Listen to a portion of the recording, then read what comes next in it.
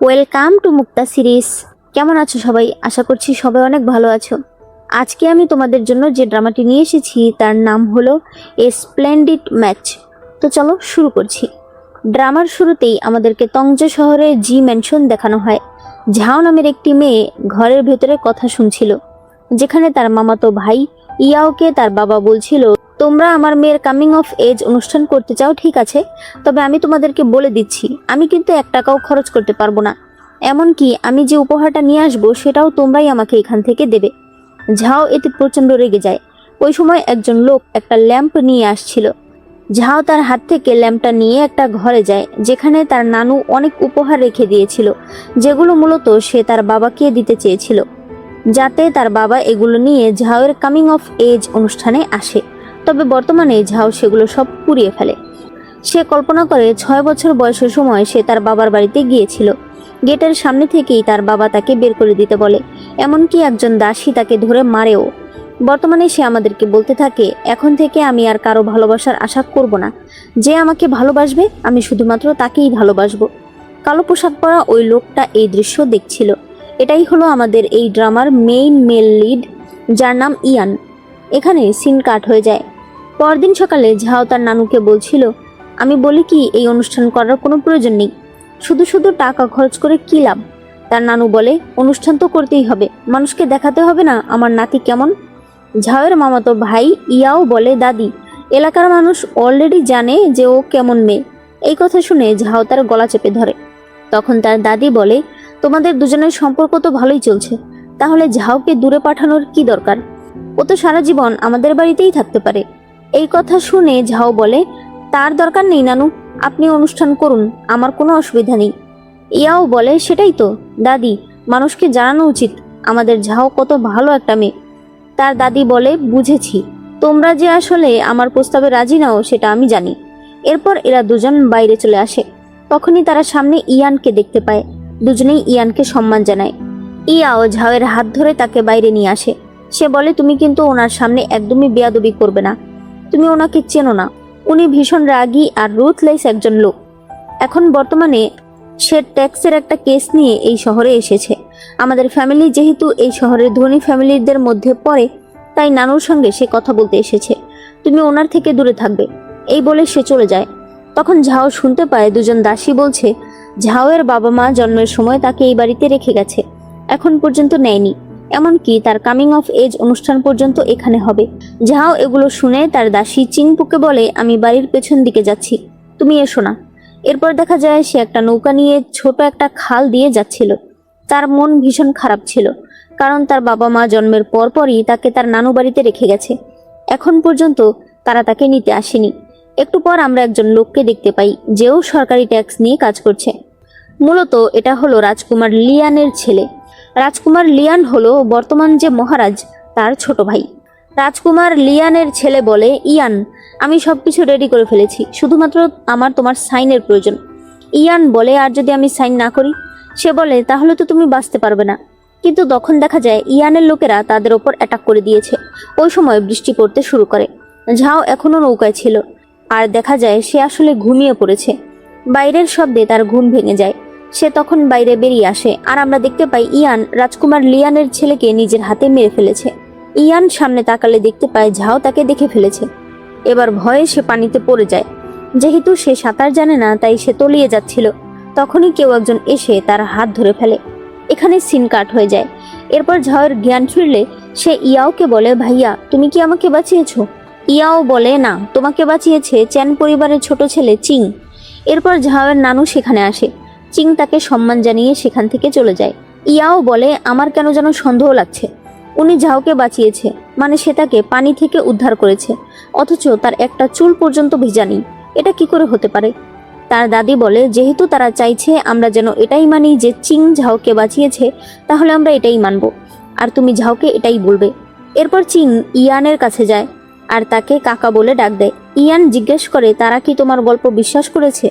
চিং বলে, ঝাও ম্যাডাম ঘুম থেকে উঠে এখন পর্যন্ত কিছুই বলেনি, আর বড় ম্যাডাম বিশ্বাস না করলেও হয়তো বুঝতে পেরেছে তাদেরকে এটাই বিশ্বাস করতে হবে।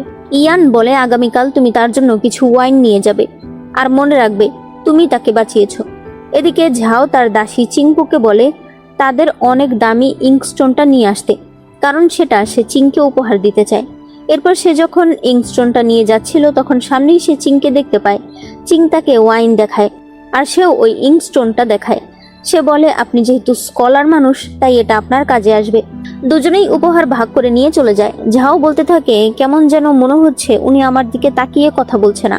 আমার মনে হয় সে আসলে সত্যি বলছে না। একটু সামনে গেলেই সে ইয়ানকে দেখতে পায়। তার মনে হতে থাকে ইয়ান হয়তো তাকে বাঁচিয়েছে। সে হাত দিয়ে তার চেহারা অর্ধেক ঢেকে তারপর দেখতে থাকে। তখন ইয়ান এদিকে তাকালে সে অন্যদিকে ঘুরে যায়। ইয়ান বলে, তুমি কি দেখছো? সে বলে, পাখি দেখছি। ইয়ান বলে, আমার মনে হয় তোমার কিছু মনে পড়েছে। ওই দিন ল্যাম্পের কথা তোমার কি মনে আছে? ঝাওয়ের তখন মনে পড়ে যায়। সে বলে, সেটা আপনি ছিলেন। সেই জন্য তার কাছে ক্ষমা চায়। এরপর দেখা যায় ঝাওয়ের নানু ইয়ানকে একটা গুপ্ত জায়গায় নিয়ে এসেছে। সে বলতে থাকে, আমি আমার নাতির বিষয়ে আপনার সঙ্গে কিছু বলতে চাই। গতকাল রাতে সে একটু বেশি দেখে ফেলেছে, তবে আমি তাকে অনেকভাবে জিজ্ঞেস করার চেষ্টা করেছি, তার কোনো কিছুই মনে নেই। তাই আপনি তার উপর রাগ রাখবেন না। ইয়ান বলে, তার উপর আমার কোনো রাগ নেই, তবে তার কামিং অফ এজ অনুষ্ঠানের পর তাকে আপনি রাজধানীতে পাঠিয়ে দেবেন। তার নানুর এই কথা শুনে অনেকটা মন খারাপ হয়ে যায়, তবে সে কোনো কিছু না বলে চলে যায়। এরপর ইয়ান এখানে একজনের সঙ্গে দেখা করে। পরে সে তার লোকেদেরকে বলে, নতুন ট্যাক্স পলিসির ক্ষেত্রে যে সকল কাগজপত্র প্রয়োজন ছিল তার সবকিছুই সে পেয়ে গেছে। পরদিন দেখা যায় জি পরিবারের ঝাওয়ের কামিং অফ এজ অনুষ্ঠানের জন্য আয়োজন করা হচ্ছে। রাস্তায় আমরা এই রাজ্যের মার্কিউসের ছেলে শিয়ানকে দেখতে পাই, যে আজই পাহাড় থেকে ফিরেছে। তার কাছে তার এক বন্ধু বিভিন্ন খাবার নিয়ে এসেছে, তবে সে বলে যে একটাও তার ভালো লাগছে না। তখন তার বন্ধু আশেপাশের লোকেদের কথা শুনে বলতে থাকে, যে পরিবারে কামিং অফ এজ অনুষ্ঠান মানে তো আমার চাচাতো বোন ঝাওয়ের অনুষ্ঠান, তুমি চাইলে আমরা সেখানে যেতে পারি। শিয়ান রাজি হয়ে যায়। এরপর দেখা যায় ইয়ান সেখানে তার মাকে নিয়ে এসেছে।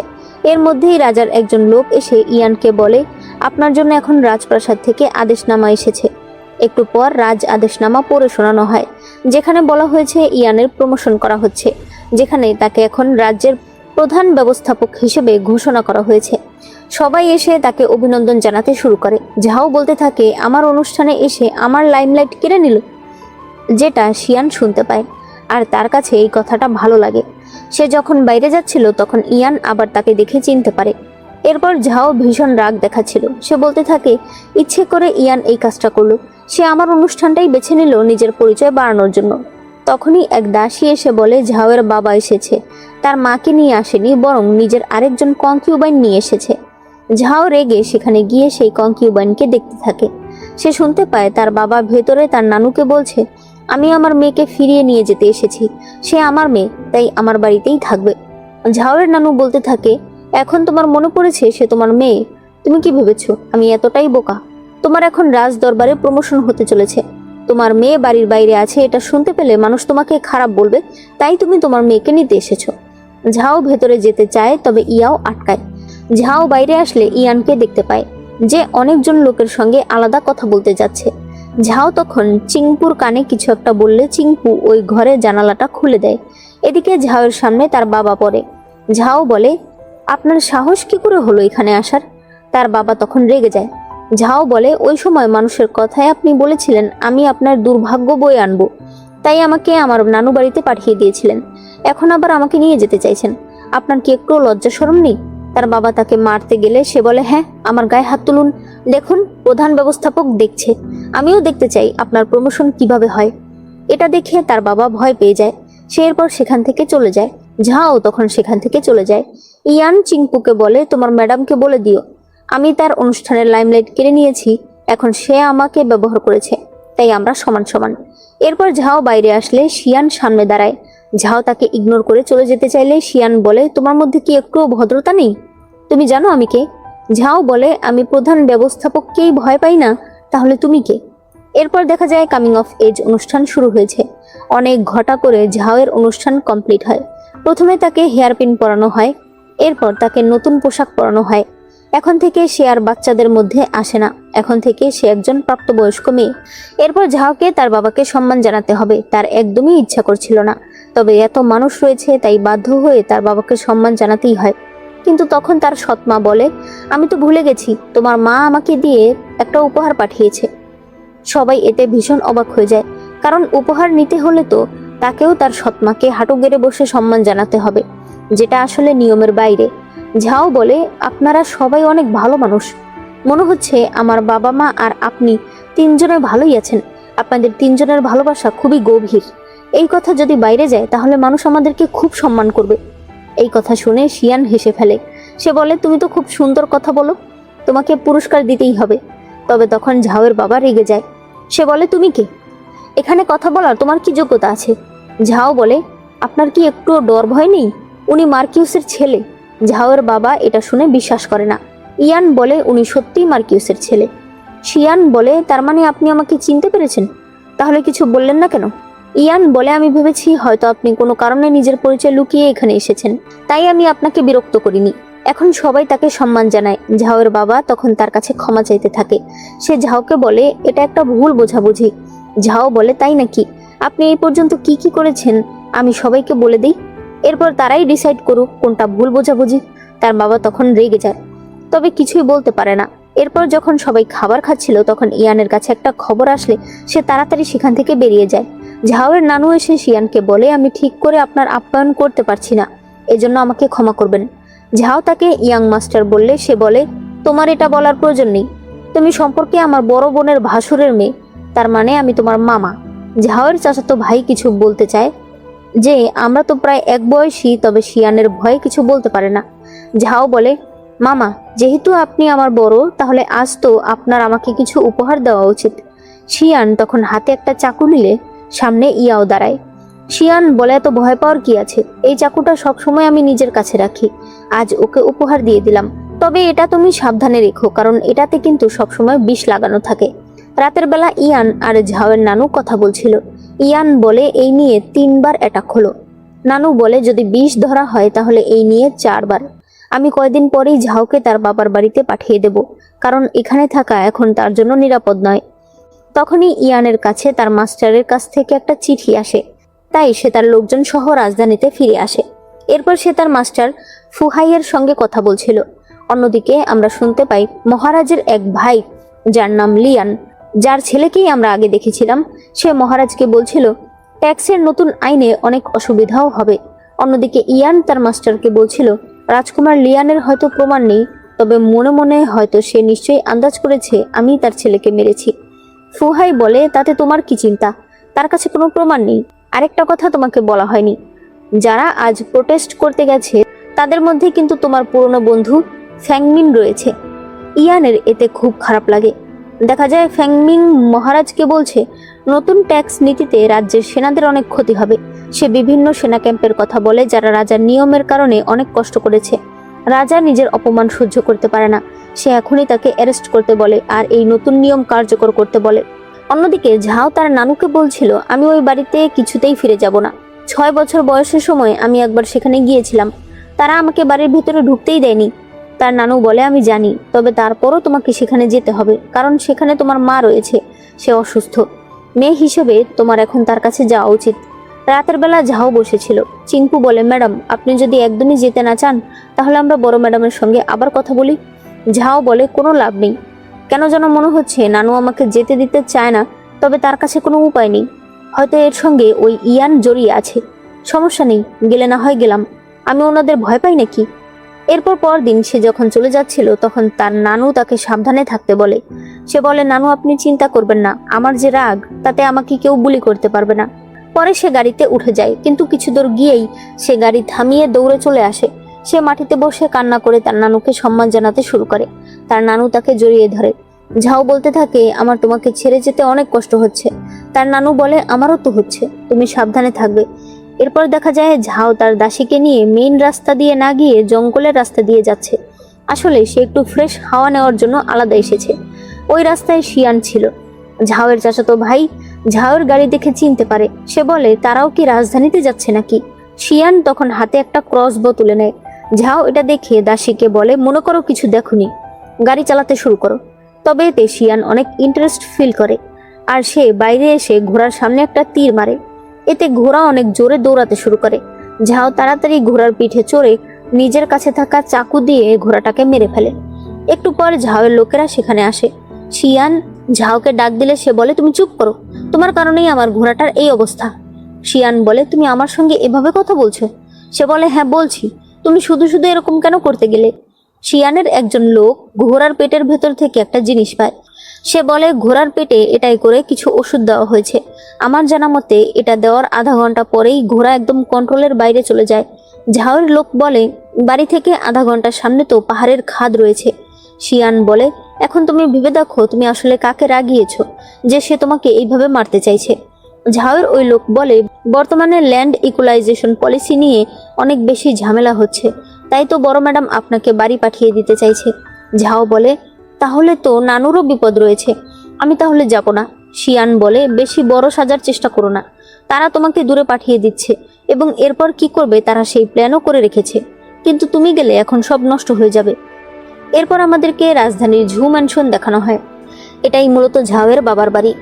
ঝাওয়ের সৎবোন লান বলে, সত্যিই কি ইয়াং মাস্টার শিয়ান সেখানে গিয়েছিল? সে সবার সঙ্গে অনেক রাগারাগি করে, তবে আমার সঙ্গে সে খুব সুন্দর করে কথা বলে। দাদু বাড়িতে আমার একদিন তার সঙ্গে দেখা হয়েছিল। ঝাওয়ের বাবা বলে, মেয়েটা সেখানে আমাকে অনেক অপমান করেছে, আজ বাড়িতে আসুক প্রথমেই তাকে বাড়ির নিয়ম কানুন শেখাতে হবে। তখনই তারা শুনতে পায় ইয়াং মাস্টার শিয়ান এই বাড়িতে আসছে। এটা শুনে তারা তড়িঘড়ি করে বেরিয়ে যায়। ঝাওয়ের বাবা মাটিতে বসে শিয়ানকে সম্মান জানাতে শুরু করে, তবে তখন সে তাকিয়ে দেখতে পায় এটা তো আসলে ঝাও। সে তাকে বকা দিতে শুরু করলে শিয়ান ঝাওকে ডাক দেয়। সে বলে, তোমার সাহস তো কম না, তুমি আমাকে ব্যবহার করছো। এরপর সে গাড়ি থেকে নেমে আসলে এরা আবারও তাকে সম্মান জানায়। শিয়ান বলে, আপনাদের বাবা মেয়ের ভালোবাসা দেখছি অনেক গভীর, আপনি মাটিতে বসে মেয়েকে সম্মান জানাচ্ছেন। ঝাওয়ের বাবা বলতে থাকে, এটা একটা ভুল বোঝাবুঝি। শিয়ান বলে, কেমন ভুল বোঝাবুঝি? আপনি বলতে চাইছেন আমি আপনাকে ভুল বুঝেছি? সে বলে, না না।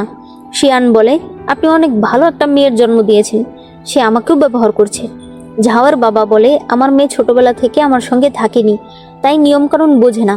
শিয়ান বলে, তাই নাকি? লোকে বলে আপনি নাকি জন্মের পরেই আপনার মেয়েকে ছেড়ে দিয়েছেন, এখন দেখছি সেটাই সত্যি। ঝাওয়ের বাবা তখন নিজেকে নিজে ধরে মারতে শুরু করে। এরপর শিয়ান আজকের মতো চলে যায়। সবাই ভেতরে চলে গেলে ঝাওয়ের মনে পড়ে 6 বছর বয়সের সময় সে একবার এখানে এসেছিল, তবে তখন তার বাবা তাকে আবার পাঠিয়ে দিতে বলে। তার সৎ মায়ের যে ন্যানি, যার নাম ঝো, সে তার গলা চেপে ধরেছিল। বর্তমানে ঝাও এসব মনে করছিল। তখন লান এসে বলে, আপু আমি তোমার ছোট বোন, তোমার আর শিয়ান ভাইয়ের সম্পর্ক কি অনেক ভালো? শুনেছি সে নাকি তোমার কামিং অফ এজ অনুষ্ঠানেও গিয়েছিল। তখনই সেখানে ঝাওয়ের মা আসে। তার মনে পড়ে ঝাওয়ের জন্মের কিছুদিন পরেই ঝাওয়ের বাবা তার মায়ের কাছ থেকে তাকে কেড়ে নেয়। সে অনেক কান্না করেছিল। বর্তমানে সে তার হাত ধরেছিল। লান তাকে মা বলে ডাক দিলে ঝাও তার মাকে চিনতে পারে, আর সে তার হাত ছাড়িয়ে দেয়। সে তাকে ম্যাডাম বলে ডাক দেয়। এতে তার মা অনেক কষ্ট পায়, তবে সে কিছুই বলে না। সে তাকে ভেতরে গিয়ে বিশ্রাম নিতে বলে। এরপর রাতের বেলা সবাই একসঙ্গে খাবার খেতে বসে। ঝাওয়ের বাবা বলতে থাকে, এলাকায় পুরো কথা ছড়িয়ে গেছে যে আমি নাকি আমার মেয়েকে ছেড়ে দিয়েছি। আগামীকাল আমার এক বন্ধুর বাড়িতে অনুষ্ঠান রয়েছে, তুমি আমার সঙ্গে সেখানে যাবে। লান বলে, আগে আমি সবসময় গিয়েছি। তখনই লানের মা বলে, তার হাতে ব্যথা। ন্যানি ঝো বলে, আজ বড় ম্যাডামের জন্য ওষুধ বানানোর সময় ম্যাডাম হাত পুড়িয়ে ফেলেছে। এটা দেখে ঝাওয়ের বাবা তার হাতে ফু দিতে শুরু করে। এরপর তারা যখন বাইরে আসে তখন শুনতে পায় ঝাওয়ের বাবা তার মায়ের সঙ্গে ঝগড়া করছে। বাবা বলছিল, তোমার মেয়ে মার্কিউসের ছেলের গাড়িতে করে এসেছে, মানুষজন এটা শুনলে কতটা বদনাম হবে। তার উপর আবার সে ইয়াং মাস্টারের আগে নেমেছে শুধুমাত্র আমাকে অপমান করার জন্য। লান বলে, আপু তুমি চলো, বাবা মায়ের ঝগড়া শুনতে শুনতে আমার অভ্যাস হয়ে গেছে। ঝাও যখন ঘরে ছিল তখন চিঙ্কু বলে, কেমন যেন মনে হচ্ছে লানের মা আর ওনার ন্যানি খুবই নাটক করে। খাবার টেবিলে ওষুধ বানানোর কথাটা সে ইচ্ছে করেই বলছিল। ঝাও বলে, এসব আমার মা সহ্য করবে, আমি না। সে তখনই বেরিয়ে পড়ে। এদিকে ন্যানি বলছিল, ম্যাডাম আপনি কেন ভয় পাবেন? এটা তঞ্জ শহর নয়, এটা রাজধানী। আর তাছাড়া এটা জি পরিবার নয়, এটা ঝু পরিবার। সে এখানে এই বাড়ির মানুষের কথা শুনতে বাধ্য। তখন ঝাও ঘরে ঢুকে বলে, তাই নাকি? কনকিউবাইন সং বলে, তুমি এত রাতে আমার কাছে? সে বলে, আপনি নাকি আমার মায়ের জন্য ওষুধ বানান, আমি আপনার কাছে ওষুধ বানানো শিখতে এসেছি। এরপর সং ওষুধ তৈরি করছিল, তবে সে বুঝতেই পারছিল না সে কি করবে। যখন সে সেটা উঠাতে যায় তখন তাপ লেগে সে সেটা ফেলে দেয়। পরে দেখা যায় সং ঝাওয়ের বাবার কাছে কমপ্লেন করছে। ঝাও বলে, উনি মিথ্যা কথা বলেছে, উনি ওষুধ বানাতেই জানে না, অথচ উনি বলছে উনি নাকি প্রতিদিন ম্যাডামের জন্য ওষুধ বানায়।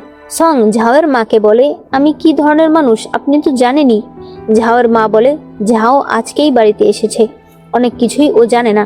সে বলে, আমি কি জানি না, আমি আজকে প্রথম আসিনি, 6 বছর বয়সের সময় আমি এসেছিলাম, তখন বাবা সং আর ওই ন্যানি ঝো আমাকে বের করে দিয়েছে। এটা শুনে তার মা অবাক হয়ে গেলে ঝাওয়ের বাবা বলে, আমি কিছুই বলিনি। ন্যানি ঝো, আপনার সাহস কি করে হয় আমার মেয়েকে বের করে দেওয়ার? ঝাও বলে, সে আমার গলা চেপে ধরেছে, আমাকে মেরেছে। তার মা রেগে যেতে চাইলে তার বাবা বলে, এখনই এই মহিলাকে নিয়ে গিয়ে 10টা বেতের আঘাত দেওয়া হোক। ঝাও বলে, মাত্র 10টা? উনি আমার সারা শরীরে ব্যথা দিয়েছে। তার বাবা বলে, তাহলে 20টা। এরপর ঝোকে নিয়ে যাওয়া হয়। তার বাবা ঝোয়ের কাছে এসে বলে, অনেক রাত হয়ে গেছে, তুমি গিয়ে বিশ্রাম করো। তার মা তার কাছে আসতে চাইলে ঝাও বলে, আপনি যেহেতু অসুস্থ, আপনি বিশ্রাম করুন। এই বলে সে চলে আসে। তার মা তখন কান্না করতে শুরু করে। বাইরে এসে তারা এসব দেখছিল। চিঙ্কু বলে, শুনেছি এই ন্যানি ঝুকে নাকি আজ পর্যন্ত কখনোই শাস্তি দেওয়া হয়নি, কারণ সে কংকিবান সঙের খুবই প্রিয়। ঝাও বলে, বাবা নিজেকে অপবাদের হাত থেকে বাঁচাতে এমনটা করেছে। এরপর ঝোকে এরা ওষুধ লাগিয়ে দিচ্ছিল। লান বলে, আপনার কি দরকার ছিল মায়ের নামে মিথ্যা বলার যে মা ওষুধ বানিয়ে দেয়? ঝো বলে, আমি তো তোমার মায়ের ভালোর জন্যই করেছি। লান বলে, তাহলে আপনার কি দরকার ছিল এত বছর আগে ঝাও যখন এসেছিল তখন তাকে বের করে দেওয়ার? তার বয়স ছিল মাত্র 6 বছর, সে বাড়িতে আসলে কি ক্ষতি করত? ঝো বলে, আমি তো এটা তোমার জন্যই করেছি। তুমি এখানে কত আদরে বড় হয়েছ, কারণ এখানে ঝাও ছিল না। যদি ঝাও আসে তাহলে তুমি এর কিছুই পেতে না, কারণ সে এই বাড়ির প্রথম স্ত্রীর মেয়ে, তুমি তো কংকিউবাইনের মেয়ে। সমাজের চোখে তুমি অবৈধ। এরপর আমাদেরকে জেলখানা দেখানো হয়, যেখানে ইয়ান ফ্যাংমিনের সঙ্গে দেখা করতে এসেছে। ইয়ান বলে, তুমি এই কাজ কেন করলে? সে বলে, বেশ করেছি, তোমাদের এই নতুন নীতি একটা ফালতু নীতি, আমি এর বিরোধিতা করেছি। নিশ্চয়ই মহারাজ এটা নিয়ে একবার ভাববে। ইয়ান বলে, তাহলে তো তুমি হতাশ হবে, কারণ মহারাজ অলরেডি এই নীতি কার্যকর করতে বলেছে। ফ্যাংমিন বলে, তাহলে তো অভিনন্দন, তুমি জিতে গেছো। সে বলে, হ্যাঁ, তোমার কারণে সহজে জিতে গেছি। তুমি বিরোধিতা করায়, তোমাকে শাস্তি দেয়ায় বাকি অন্য কোনো মন্ত্রীরা কেউ বিরোধিতাই করেনি। ফ্যাংমিন তখন হাসতে হাসতে চলে যাচ্ছিল। ইয়ানের মনে পড়ে ফ্যাংমিন তাকে বলছিল, তোমার এই নতুন ট্যাক্সের পলিসিটা খুবই ভালো, আমাকেও তোমার সঙ্গে রাখো। ইয়ান দেখতে পায় ফ্যাংমিনের মেয়ে খেলা করছে। সে বলে, তোমার এসবের মধ্যে আসতে হবে না, তোমার পরিবার রয়েছে। ফ্যাংমিন বলেছিল, তাতে কি, আমি আমার জীবন দিয়ে হলেও রাজ্যের ভালোর জন্য কাজ করতে চাই। মূলত ওই দিন সে মহারাজের বিরুদ্ধে এই ট্যাক্স নিয়ে অনেকগুলো কথা বলেছিল, যাতে মহারাজ এই নতুন পলিসিটা কার্যকর করে। এখন তাকে নিয়ে যাওয়া হচ্ছিল মহারাজের সঙ্গে বেয়াদবি করায় মৃত্যুদণ্ড দেওয়ার জন্য। অর্থাৎ সত্যি সে নিজের জীবন দিয়ে নতুন ট্যাক্স পলিসি কার্যকর করলো। এরপর ইয়ান, ফুহাই সহ অনেক লোকেরা একসঙ্গে বসেছিল। তারা সবাই বলছিল ফ্যাংমিনের কারণেই খুব সহজেই তারা নতুন ট্যাক্স পলিসি কার্যকর করতে পেরেছে। এখানে ইয়ানের মনটা অনেক খারাপ ছিল। সে বলতে থাকে, মাস্টার, এখনো আমাদের বিরুদ্ধে আরেকজন লোক রয়েছে, তার নাম শিয়াংজং। এরপর পরদিন দেখা যায় শিয়াংজং এর বাড়িতে অনুষ্ঠান ছিল। মূলত সেখানেই ঝাও, শিয়ান এবং আরো অনেক বড় বড় পরিবারের লোকেরা এসেছে। ঝাও দেখতে পায় এখানে ইয়ান এসেছে। সে তার সঙ্গে কথা বলার জন্য যেতে থাকে। আসলে সে চায় ইয়ান যেন তার নানুকে বিপদ থেকে বাঁচায়। শিয়ান দেখতে পায় ঝাও কোথাও যাচ্ছে।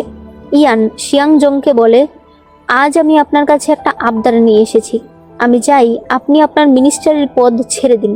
শিয়াংজং এতে অবাক হয়ে গেলে ইয়ান বলে, আমার কাছে আপনার অনেক কিছু আছে। আপনার এক লোক যার নাম সু, আমি তাকে ধরেছিলাম। সে বলেছে আপনার নাকি সেক্রেটারি ফ্যাং এর সঙ্গে সম্পর্ক রয়েছে। আজকে যেহেতু আপনার বাড়িতে অনুষ্ঠান চলছে, আজ আমি আর আপনাকে কিছু বললাম না, অনুষ্ঠান শেষ হোক, তারপর আমরা কথা বলবো। শিয়াংজং বেরিয়ে গেলে দেখা যায় ঝাও বাইরে থেকে সব শুনছিল। শিয়াংজং তার এক লোককে তখনই সুয়ের বাড়িতে গিয়ে তার সঙ্গে কথা বলতে বলে। ঝাওয়ের কাছে ইয়ানের লোক এসে বলে, মাস্টার আপনাকে ভেতরে রেখেছে।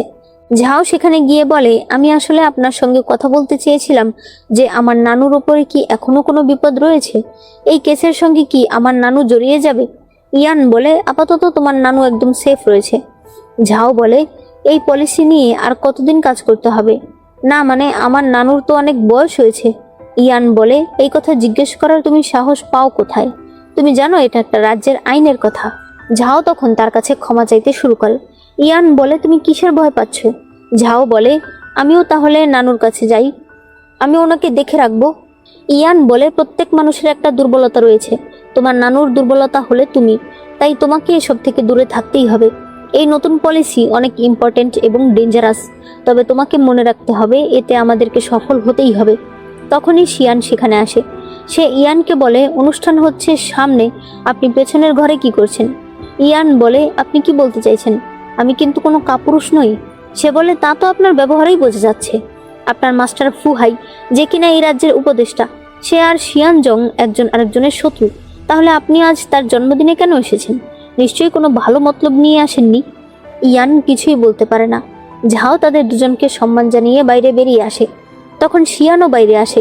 সে বলতে থাকে, তুমি ওর কাছে কেন এসেছিলে? আমি তোমাকে ভালোভাবে ওয়ার্ন করছি, ও কিন্তু কোনো ভালো মানুষ নয়। ঝাও বলে, হ্যাঁ বুঝতে পেরেছি, এজন্যই আমি চলে যাচ্ছি। এরপরে ঝাওয়ের বাবা বলতে থাকে, আমি আমার ছেলে মেয়েদেরকে খুব আদর করি। আমার মেয়ের কথা আমার খুবই মনে পড়ছিল, তাই আমি তাকে আমার বাড়িতে নিয়ে এসেছি। ঝাও এটা শুনে বলে, হ্যাঁ, আমার বাবা আমাকে খুবই আদর করে। আমি জন্মের পর থেকে তংজে শহরেই বড় হয়েছি। বাবা প্রায়ই আমাকে দেখতে যেত। কয়েকদিন আগে আমার কামিং অফ এজ অনুষ্ঠান হয়, বাবা সেখানে তার কনকিউবাইনকে নিয়ে আমাকে দেখতে গিয়েছিল। ঝাওয়ের বাবা বলে, আসলে আমার স্ত্রী অসুস্থ ছিল, তাই আমি আমার কনকিউবাইনকে নিয়ে গিয়েছিলাম। ঝাও বলে, আমার সৎমা কিন্তু কোনো সাধারণ মেয়ে নয়, তার বাবা একসময় মন্ত্রী ছিল। তারা বুঝতে পারে 5 বছর আগে একজন মন্ত্রী রিটায়ার করে ফেলেছিল, তারই মেয়ে হলো সং। তারা বলতে থাকে, এই বিষয়ে তো আপনি কখনোই বলেননি। ঝাওয়ের বাবা বলে, আমার প্রথম স্ত্রী খুবই বড় ব্যবসায়ী বংশের মেয়ে, তাই আমার মা জোর করে একজন অফিসিয়ালের মেয়েকে কনকিউবাইন হিসেবে আমাকে বিয়ে করিয়েছে। আমার কাছেও মনে হয়েছে এটা ঠিক না, তাই আমি কাউকে জানাইনি। ঝাও বলে, তবে আমার সৎমা অনেক ভালো মানুষ, সে সবসময় আমার মায়ের জন্য ওষুধ বানায়, সে তার খুবই খেয়াল রাখে। এসব শুনে তার বাবা তাকে একটা ধমক দেয়। পরে এরপর আবার ফিরে এসে সবার কাছে বিদায় নিয়ে তাড়াতাড়ি সেখান থেকে চলে যায়। এসব দেখে শিয়ান হাসছিল। অন্যদিকে ইয়ানের লোক বলে, শিয়ান জং এর লোক সত্যি সুয়ের সঙ্গে দেখা করতে গিয়েছিল, আজ আমরা তাকে হাতে নাতে ধরেছি। একটু পর ইয়ান শিয়ান জং এর কাছে গিয়ে বলে, আপনি কি ভেবে দেখলেন? সে বলে, আমার ভাবার কি আছে, আপনি আমাকে ফাঁসিয়েছেন। সে বলে, তাই নাকি? এখন সবকিছু জবাব আপনি মহারাজকেই দেবেন। তারা তাকে একটা ছোট মূর্তি দেখায়। মূলত এর মাধ্যমেই শিয়ান জং রাজ্য থেকে অনেক স্বর্ণ পাচার করে। ইয়ান বিদায় নিয়ে চলে যাচ্ছিল, তখন দেখা যায় রাজ সেনারা ওই লোককে ধরার জন্য চলে এসেছে। এই খবর ঝাওয়ের কাছে আসে। সে বলতে থাকে, এই কাজ ইয়ান করেছে এবং আমার মনে হচ্ছে সে আমার উপরেও নজর রাখছে। তার সন্দেহ হয়েছে ওই দিন আমি তাকে রাজকুমার লিয়ানের ছেলেকে মারতে দেখেছি। সে এখনই কাগজ কলম নিয়ে আসতে বলে, কারণ সে তার নানুকে চিঠি লিখতে চায়। এরপর ইয়ান বাড়িতে আসলে চ্যান নামের একজন সেবক তাকে ঝাওয়ের লেখা চিঠি দেয়, যেটা মূলত সে তার নানুকে পাঠানোর জন্য লিখেছে। ইয়ান চিঠি পড়ে দেখে ঝাও এখানে তার কামিং অফ এজ অনুষ্ঠান করার জন্য তার নানুকে ধন্যবাদ জানিয়েছে। এটা দেখে ইয়ান হাসছিল। চ্যান অবাক হয়ে গেলে সে বলে, ঝাও বুঝতে পেরেছে আমাদের লোক তাকে ফলো করছে, তাই সে ইচ্ছে করে এই চিঠিটা লিখেছে যাতে চিঠিটা আমার হাতে পড়ে। অন্যদিকে ঝাও বলছিল, চিঠিটা কি ইয়ান পড়েছে না পড়েনি? যদি পড়ে থাকে তাহলে সে নিশ্চয়ই বুঝতে পারছে আমি তার প্রতি লয়াল। ইয়ান বলে, ওই দিন আমার কথায় হয়তো সে ভয় পেয়ে গেছে, তাই সে চিঠি লিখে আমাকে বুঝিয়েছে সে আমার প্রতি লয়াল।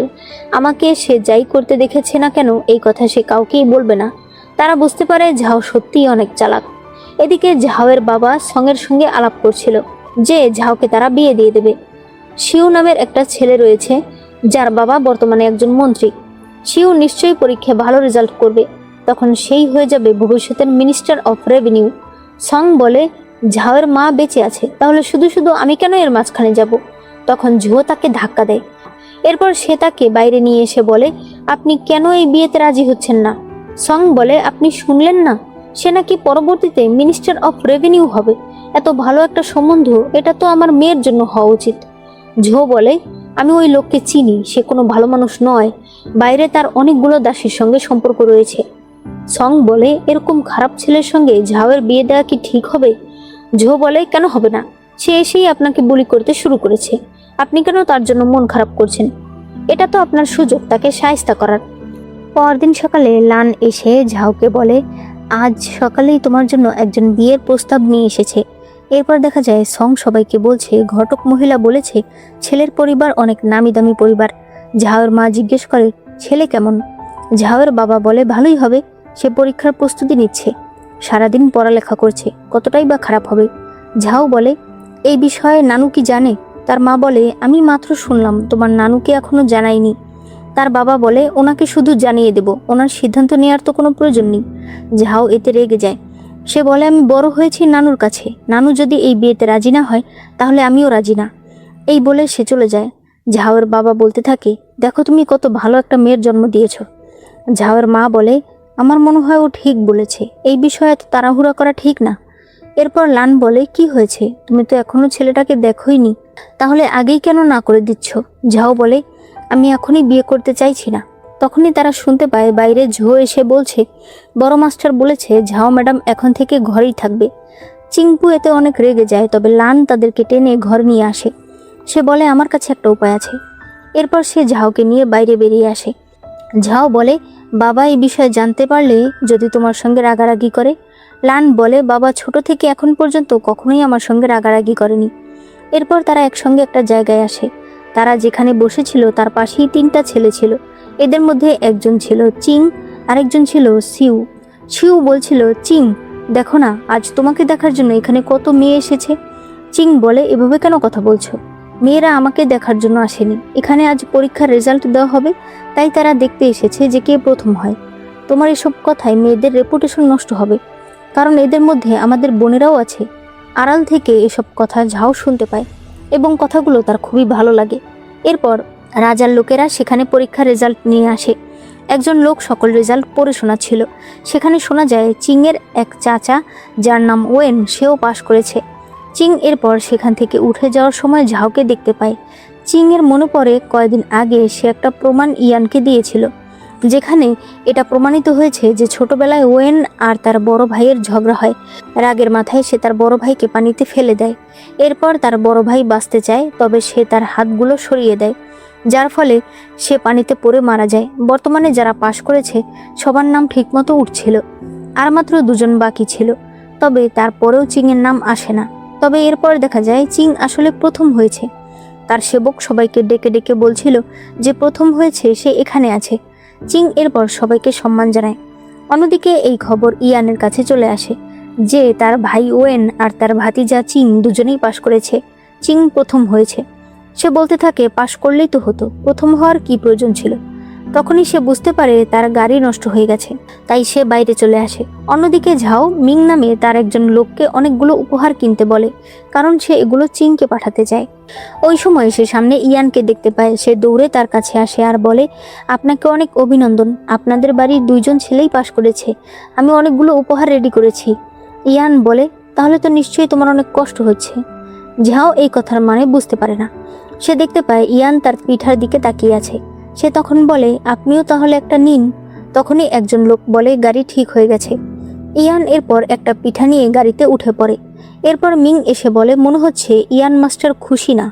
ঝাও বলে, তাহলে ওই উপহারগুলো পাঠানোর প্রয়োজন নেই, কিছু সাধারণ উপহার পাঠান, যা অন্যরা পাঠাবে তাদের সঙ্গে পাঠিয়ে দেবেন।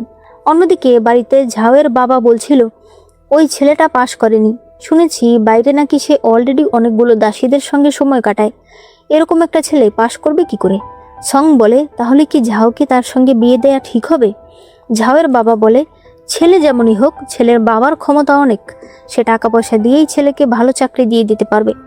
অন্যদিকে ঝাও জানতে পারে তার নানু এখন অসুস্থ, তার মানে এই বিয়েটা তার নানু ভাঙতে পারবে না।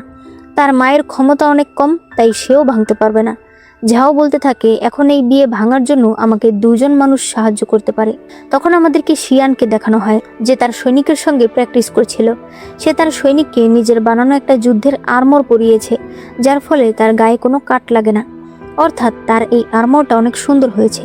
সে বলতে থাকে, এটা আরেকজনের উপর ট্রাই করতে হবে। আসলে সে ঝাওয়ের কথা ভাবছে।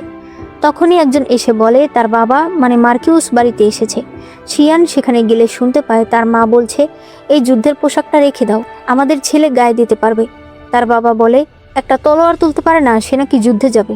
শিয়ানের মা বলে, আমি তো জানি, আপনি আসলে আমাকে দোষ দিচ্ছেন, আমি আপনাকে একটা যুদ্ধে যাওয়ার মতো ছেলে দিতে পারিনি। শিয়ানের বাবা তখন তার কাছে ক্ষমা চায়। সে বলে, আমি এই কথা বলিনি। তখনই শিয়ান সেখানে গেলে তার বাবা বলে, শুনেছি তুমি নাকি আবারও কি সব ফালতু অস্ত্র বানানোর চেষ্টা করছো। আগামীকাল থেকে তুমি ইস্টার্ন প্যালেসে যাবে, সেখানে যুবরাজের সঙ্গে একসঙ্গে পড়বে। যদিও যুবরাজ অনেক ছোট, তবে তার সঙ্গী প্রয়োজন, আর মহারাজ তোমাকে যেতে বলেছে। শিয়ান বুঝতে পারে এটা হয়তো ইয়ানের কাজ। সে যেতে না চাইলে তার বাবা তার দিকে একটা কাপ ছুঁড়ে মারে। এতে সে রাগ করে সেখান থেকে চলে যায়। অন্যদিকে ঝাও দুটো চিঠি লেখে, একটা সে মার্কিউসের বাড়িতে পাঠাতে বলে, আরেকটা শিয়ানকে দিতে বলে।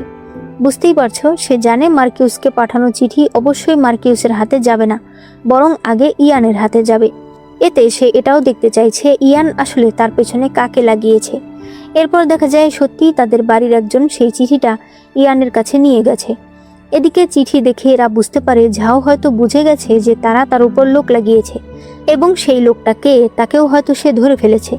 চ্যান নামের সে লোক বলতে থাকে, এই মেয়েটা আসলেই অনেক চালাক। ইয়ান বলে, শুধুমাত্র চালাক নয়, সাহসও অনেক বেশি। আপনার মনে হয় ও শুধুমাত্র শিয়ানকে চিঠি লিখেছে? না, ও জানতো চিঠিটা আমিও পড়ব। চ্যান বলে, তাহলে কি আপনি তাকে সাহায্য করবেন? সে বলে না। ঝাও দুজনের কাছে সাহায্য চাইল, যে কোনো একজন তাকে সাহায্য করলেই তো তার কাজ হয়ে গেল। এরপর ঝাওয়ের কাছে খবর আসে যে শিয়ান রাজপ্রাসাদে গেছে। সে এখন যুবরাজের সহপাঠী, তার আসতে হয়তো 1 মাস সময় লাগবে। কিন্তু এত সময় তো ঝাওয়ের কাছে নেই। অন্যদিকে রাজপ্রাসাদে পড়ানো শেষ হলে যুবরাজ তার পালিত কুকুরটাকে আনে, তবে সেটা তার কাছে আসছিল না। শিয়ান তখন হাতে একটু মধু মাখিয়ে নিলে কুকুরটা তার কাছে চলে আসে। যুবরাজ এটা দেখে অনেক খুশি হয়ে যায়। এরপর শিয়ানের কাছে ঝাওয়ের চিঠি আসে, এবং এখানে সে সব সুন্দর করেই লিখেছে যে আমি এই বিয়েটা করতে চাই না। এরপর যুবরাজ খেলা করছিল, সেখানে শিয়ানও পার্টিসিপেট করে। যুবরাজ খুশি হয়ে সবাইকে রূপার মুদ্রা দেয়। তখনই তারা শুনতে পায় ইয়ান এখানে আসছে, তাই সবাই তাড়াতাড়ি করে জায়গাটা পরিষ্কার করতে শুরু করে। ইয়ান এসে দেখে এরা দুজন পড়ছে। তখন তার নজর পড়ে সেখানে থাকা ছোট একটা রূপার মুদ্রার উপর। শিয়ান বুঝে যায় তারা এবার শেষ। এরপর ইয়ান বলতে থাকে, যুবরাজ, লেখাপড়ার সময় এগুলো করা চরম অন্যায়, তাই আপনাকে এর শাস্তি পেতে হবে। শিয়ান বলে, যুবরাজ সেই বিকাল থেকে পড়ছে, সে যদি একটু ব্রেক নেয় তাতে সমস্যা কোথায়? ইয়ান বলে, যুবরাজের যদি সমস্যা হয় তাহলে সেটা সে তার টিচারদের সঙ্গে কথা বলে সমাধান করতে পারে। সে কোন সময় কোনটা পড়তে চায় ঠিক করতে পারে, তবে এভাবে পড়ার মাঝখানে খেলাধুলা করা, এটা কোনো যৌক্তিকতার মধ্যে পড়ে না। যুবরাজ বলে, হ্যাঁ, আমি অন্যায় করেছি, আমি স্বীকার করছি। শিয়ান বলে, আপনি তাকে না মেরে আমাকে মারুন। সে বলে, আপনি দেখছি তার প্রতি অনেক লয়াল, তবে আমি আপনাকে বলে দিচ্ছি সেই যোগ্যতা এখনো আপনার হয়নি। যুবরাজকে 3টা লাঠির আঘাত দেওয়া হবে, আর আপনাকে দেওয়া হবে 30টা, কারণ এখানে আপনারও অন্যায় রয়েছে। এরপর তাকে 30টা আঘাত দেওয়া হয়। চ্যান ইয়ানকে জিজ্ঞেস করে, এভাবে শিয়ানকে শাস্তি দেওয়া কি ঠিক হলো? সে বলে, আমি ওর ভালোর জন্যই করেছি, এখন ওর হাতে ব্যথা, তাই ও প্রাসাদ থেকে বের হতে পারবে। চ্যান বলে, তাহলে তো আপনি ওর ভালোর জন্য করেননি, করেছেন ঝাওয়ের ভালোর জন্য। এরপর পরদিন শিয়ান ঝাওয়ের সঙ্গে দেখা করতে আসে। সে এসেই বলতে থাকে, আমাকে চা দাও। ঝাও চা তার হাতে না দিয়ে টেবিলে রাখে। শিয়ান জিজ্ঞেস করে, তুমি কি সত্যি এই বিয়েতে রাজি না? সে বলে, না, দরকার হলে বড় ঝামেলা বাঁধিয়ে দেব, তবুও আমি বিয়ে করব না। শিয়ান বলে, এমনিতে তোমার এত দেমাগ কিসের? তোমার শুধু চেহারাটাই সুন্দর, নয়তো কোন ছেলে তোমাকে বিয়ে করতে চাইতো? ঠিক আছে, তবে তুমি চিন্তা করো না, এই বিষয়টা আমি দেখছি। ঝাও বলে, আমার কাছে একটা উপায় আছে। সে তখন তাকে তার জন্মের চার্ট দেয়। সে বলে, পাহাড়ের উপর একটা টেম্পল রয়েছে, সেখানকার যে প্রিস্ট রয়েছে তাদেরকে আমার বাবা অনেক মানে। তাকে কিছু টাকা দিলেই হয়তো সে আমার কাজ করে দেবে, তবে সেখানে কোনো পাওয়ারফুল লোককে যেতে হবে। শিয়ান বলে দেয় যে সে যাবে। তখন ঝাও তার হাত দেখে ফেলে। সে বলে, তোমার হাতে কি হলো? কেউ কি তোমাকে মেরেছে? শিয়ান বলে, আমাকে আর কে মারবে, তোমার ওই পছন্দের মাস্টার ছাড়া। এই বলে সে বাইরে চলে আসে। তখন লান এসে বলে, ইয়াং মাস্টার, আপনি কি আমার আপুর সঙ্গে দেখা করতে এসেছেন? শুনেছিলাম আপনি নাকি রাজপ্রাসাদে আছেন, 1 মাসের আগে বের হতে পারবেন না। সে বলে, আমি কাজে এসেছি। এই বলে সে চলে যায়। এরপর লান সে তার বাজাচ্ছিল। সে বলতে থাকে, নিশ্চয়ই শিয়ান ঝাওকে পছন্দ করে, নয়তো সে কেন তার জন্য এই বাড়িতে আসবে? আপু যেখানে যায় সেও সেখানেই যায়, আমার সঙ্গে একটা কথাও ঠিক করে বলে না। অন্যদিকে ইয়ান ছবি আঁকছিল। তখন একজন এসে বলে, ঝাও ম্যাডাম এখানে অনেকগুলো উপহার পাঠিয়েছে। চ্যান উপহার দেখে বলতে থাকে, এগুলো তো অনেক দামি দামি উপহার, কিন্তু হঠাৎ উপহার কেন পাঠালো সে? ইয়ান বলে, সে এখনো নিশ্চিন্ত হতে পারছে না। সে এগুলো উপহার আমাকে পাঠিয়ে বোঝাচ্ছে সে আমার প্রতি লয়াল। আমি যে শিয়ানকে মেরেছি এটা হয়তো সে জানতে পেরেছে, তাই তার ভয় লাগছে। অন্যদিকে শিয়ান ওই টেম্পলে আসে। এরপর দেখা যায় ঝাওয়ের বাবা বলছে, টেম্পলের এক মাস্টারকে আমি ঝাও আর শিউর বিয়ের ব্যাপারটা বলেছিলাম। সে আমাকে তাদের জন্মের চার্ট দেখে বলেছে, ঝাওয়ের চার্ট একদম ঠিক আছে, তবে শিউরটা ঠিক নেই। তার ভবিষ্যৎ খুবই অন্ধকার। তাই এই বিয়েটা আর এগোনো ঠিক হবে না। ওই পরিবারের সঙ্গে ভালোভাবে সম্পর্ক শেষ করতে হবে, নয়তো ঝাওয়ের রেপুটেশন নষ্ট হয়ে যাবে। ঝাও বলে, আমার রেপুটেশনের বাকি আছে কি? অলরেডি সারা রাজধানী জেনে গেছে যে ওই ছেলেটার সঙ্গে আমার বিয়ে হতে চলেছে। এই কথা শোনার পর তারা সবাই অবাক হয়ে যায়। এরপর এদেরকে সবাইকে ডেকে আনা হয়। ম্যাচ মেকার বলতে থাকে, আমি আগেই সবাইকে বলেছি যে ওই ছেলেটা ভালো নয়, সে অনেকগুলো মিস্ট্রেস রেখেছে। এগুলো জেনেও সং এবং ন্যানি ঝো আমার কথা শোনেনি। ঝাওয়ের মা রেগে বলতে থাকে, সং, তুমি এই কাজটা কি করে করতে পারলে? তুমি এগুলো আমার কাছে কি করে লুকালে? আমার মেয়ের যদি সেখানে বিয়ে হতো, সে সেখানে কিভাবে বাঁচত? সে দাসীদেরকে অর্ডার দেয় এখনই ঝো আর সংকে নিয়ে গিয়ে শাস্তি দিতে। সং তার স্বামীকে ডাক দিয়ে বলে, আপনি কিছু বলবেন না? সে বলে, তুমি সত্যিই এবার অন্যায় করে ফেলেছ, তোমাকে 10টা বেতের আঘাত খেতেই হবে। সে তখন রেগে যায়। সে বলে, আমি কেন শাস্তি পাবো? এটা তো আপনারই প্ল্যান ছিল, আমি তো শুধুমাত্র আপনাকে সাহায্য করেছিলাম। এগুলো তো সবই আপনি জানতেন। সে গিয়ে তার কলার ধরে আর বলতে থাকে, আমি আমার বাবা মায়ের এত আদরের মেয়ে, সবকিছু ফেলে আমি তোমার কনকিউবাইন হয়েছি, তুমি কি করে আমাকে শাস্তি দিতে পারো? তখন লান এসে বলতে থাকে, আমার মায়ের গায়ে কেউ হাত দেবে না। ঝাওয়ের মা তখন অজ্ঞান হয়ে যায়। সবাই তাকে নিজের ঘরে নিয়ে যেতে চাইলে ঝাও বলতে থাকে, আপনারা কি শুনতে পাননি? এদের দুজনকে এখনই শাস্তি দিন। এরপর দেখা যায় ঝাওয়ের মায়ের অবস্থা খুবই খারাপ ছিল। অন্যদিকে সং বলছিল, ঝোকে কুঁড়ে ঘরে বন্দি করে রাখা হয়েছে, তুমি সেখানে গিয়ে একটু দেখা করে আসো, ছোটবেলা থেকে সে তোমাকে লালন পালন করেছে। লান সেখানে গেলে ঝো বলে, আমার তোমাকে কিছু বলার আছে, এতে তোমার মায়ের উপকার হবে। এরপর পরদিন সকালে সং বাড়ির সকল চাবি নিয়ে ঝাওয়ের মায়ের ঘরের সামনে চলে আসে। সে বলতে থাকে, আমি যে অন্যায় করেছি, এখন আর আমার বাড়ির দায়িত্ব চালানো ঠিক হবে না, তাই এখন আমি সবকিছু বড় ম্যাডামকে দিয়ে দিচ্ছি। এরপর দেখা যায় ঝোকে শাস্তি দেওয়া হচ্ছে। ঝাও তার মাকে বলে, ওরা আমার পুরো রেপুটেশন নষ্ট করে ফেলেছে, ওদেরকে আপনি সহ্য করেন কিভাবে? তার মা বলে, ওদেরকে যদি এর থেকে বেশি শাস্তি দেই তাহলে তোমার বাবা আর আমার মধ্যে সম্পর্ক একেবারে নষ্ট হয়ে যাবে। ঝাও বলে, হলে হবে, এমনিতেও তো আপনাদের সম্পর্ক তেমন একটা ভালো নয়। ঝাওয়ের মা বলে, তুমি এখনো ছোট, তুমি পুরো বিষয়টা বুঝতে পারছো না। এদিকে ইয়ান বাড়িতে ফিরে আসে। তার মা বলে, আমাদের বাড়ির 2টা ছেলেই পাশ করেছে, তাই এই উপলক্ষে আমি একটা অনুষ্ঠান করতে চাইছি। ইয়ান বলে, এখন রাজদরবারে অনেক সমস্যা চলছে, তাই এখন অনুষ্ঠান করা আমাদের ঠিক হবে না। তবে তার মা এতে রেগে যায়। সে একটা অনুষ্ঠান করতে চায়, এমনকি ইয়ানের ছোট ভাই ওয়েনও একটা অনুষ্ঠান করতে চায়। তাই ইয়ান সেখান থেকে চলে যায়। ইয়ানের মা ওয়েনকে বলে, তোমার চিন্তা করার কোনো প্রয়োজন নেই, তুমি একটা অনুষ্ঠানের আয়োজন করো, আমাদের আত্মীয় স্বজন আর পাড়ার গণ্যমান্য ব্যক্তিদের ডাকলেই হবে, যে তাদেরকে বলবে যে আমাদের বাড়িতে অনেক সুন্দর ফুল ফুটেছে, তারা যেন ফুল দেখতে আসে। পরীক্ষায় পাশের জন্য অনুষ্ঠান, এটা বলার প্রয়োজন নেই। এরপর ওয়েন তার লোককে বলতে থাকে, আমার সকল সহপাঠীদের খবর দেবে, বিশেষ করে যারা পাশ করতে পারেনি। এই কথা শুনে তার সৈনিক বলে, এটা তো ঠিক হবে না। তবে এতে সে তাকে ধরে একটা থাপ্পড় মেরে দেয়। এরপর ঝাওয়ের মা বলতে থাকে, ইয়ানের মা তাকে আর ঝাওকে ইনভাইট করেছে, সে তো অসুস্থ, ঝাও যেতে চাইছে না, তাহলে কারোই যাওয়ার প্রয়োজন নেই। ঝাওয়ের বাবা বলে, তুমি কি জানো ইয়ানের সঙ্গে এক টেবিলে বসে খাবার খাওয়ার সৌভাগ্য কয়জনের হয়? ঝাওয়ের মা বলে, তাহলে কে যাবে, আমার ছেলে তো বাড়িতে নেই। ঝাওয়ের বাবা বলে, লান যাক। 2 বোন একসঙ্গে গেল। লানের মা ঘরে আসতে আসতে বলতে থাকে, তুমি মন খারাপ করে কেন আছো? সেখানে গেলে কত ভালো ভালো মানুষের সঙ্গে দেখা হয়ে যাবে, হয়তো কোনো বড় ঘরের ছেলের তোমাকে পছন্দ হয়ে যেতে পারে। লান বলে, কিন্তু আমি কোনো স্কলারকে বিয়ে করতে চাই না। তার মা বলে, ওরে বাবা, তাহলে তুমি কাকে বিয়ে করবে? সে তখন চুপ করে থাকে। ওই সময় আমাদেরকে শিয়ানকে দেখানো হয়, যাকে তার অ্যাসিস্ট্যান্ট বলতে থাকে, আপনি ঝাও ম্যাডামের জন্য ইচ্ছে করে মার খেলেন, তাছাড়া তো আপনি প্যালেস থেকে বের হতে পারতেন না, তাই না? তখনই যুবরাজ সেখানে আসে। সে বলে, তুমি ফিরে এসেছো? আচ্ছা, প্রাসাদের বাইরে কি অনেক মজা হয়? আমিও যেতে চাই। ইউনুক বলে, অসম্ভব, এটা জানাজানি হলে অনেক সমস্যা হবে। শিয়ান বলে, আপনি গেলে আমি আপনাকে এক জায়গায় নিয়ে যেতে পারি, সেটা হলো ব্যবস্থাপক ইয়ানের বাড়িতে। আপনি সেখানে নিজের আসল পরিচয়ে যাবেন না, তবে সে তো আপনাকে চিনবে, তার উপর আবার সেখানে কেউ ঝামেলাও করতে পারবে না, তাই সেটা একদম আপনার জন্য নিরাপদ জায়গা। যুবরাজ এতে অনেক খুশি হয়ে যায় আর সে সেখানে যেতে চায়। এরপর দেখানো হয় ইয়ানদের বাগানে অনেক ফুল ফুটেছে, ঝাও সেখানে এসেছে। সে এক দৃষ্টিতে চিংকে দেখে যাচ্ছিল। এখানে আমরা ইয়ানের বোন শি আর ইউ পরিবারের মেয়ে ওয়ানশুকে দেখতে পাই। ওয়ানশু ঝাওয়ের কাছে এসে হাসতে থাকে, কারণ সে এক দৃষ্টিতে অন্যদিকে তাকিয়েছিল। এরপর শিয়ের মা আসে। শিয়ের দাদি সবাইকে বেরিয়ে গিয়ে ঘুরে আসতে বলে। অন্যদিকে ইয়ান বাড়িতে আসে। সে বলে, ভেতরে এত শোরগোল কিসের? তখন একজন সেবক বলে, ভেতরে গার্ডেন পার্টি হচ্ছে, মোটামুটি অনেক পরিবারের লোকেরাই এসেছে। ইয়ান জিজ্ঞেস করে, ওয়েনের বন্ধুরা এসেছে কিনা। সেবক বলে, প্রথমে তাদেরকে আনার কথা ছিল না, পরে ওয়েন মাস্টার তার যে সকল বন্ধুরা ফেল করেছে তাদেরকে খবর দিতে বলে। তখন ওয়েন মাস্টারের সেবক এই বিষয়ে না করলে ওয়েন মাস্টার তাকে মেরে ফেলে।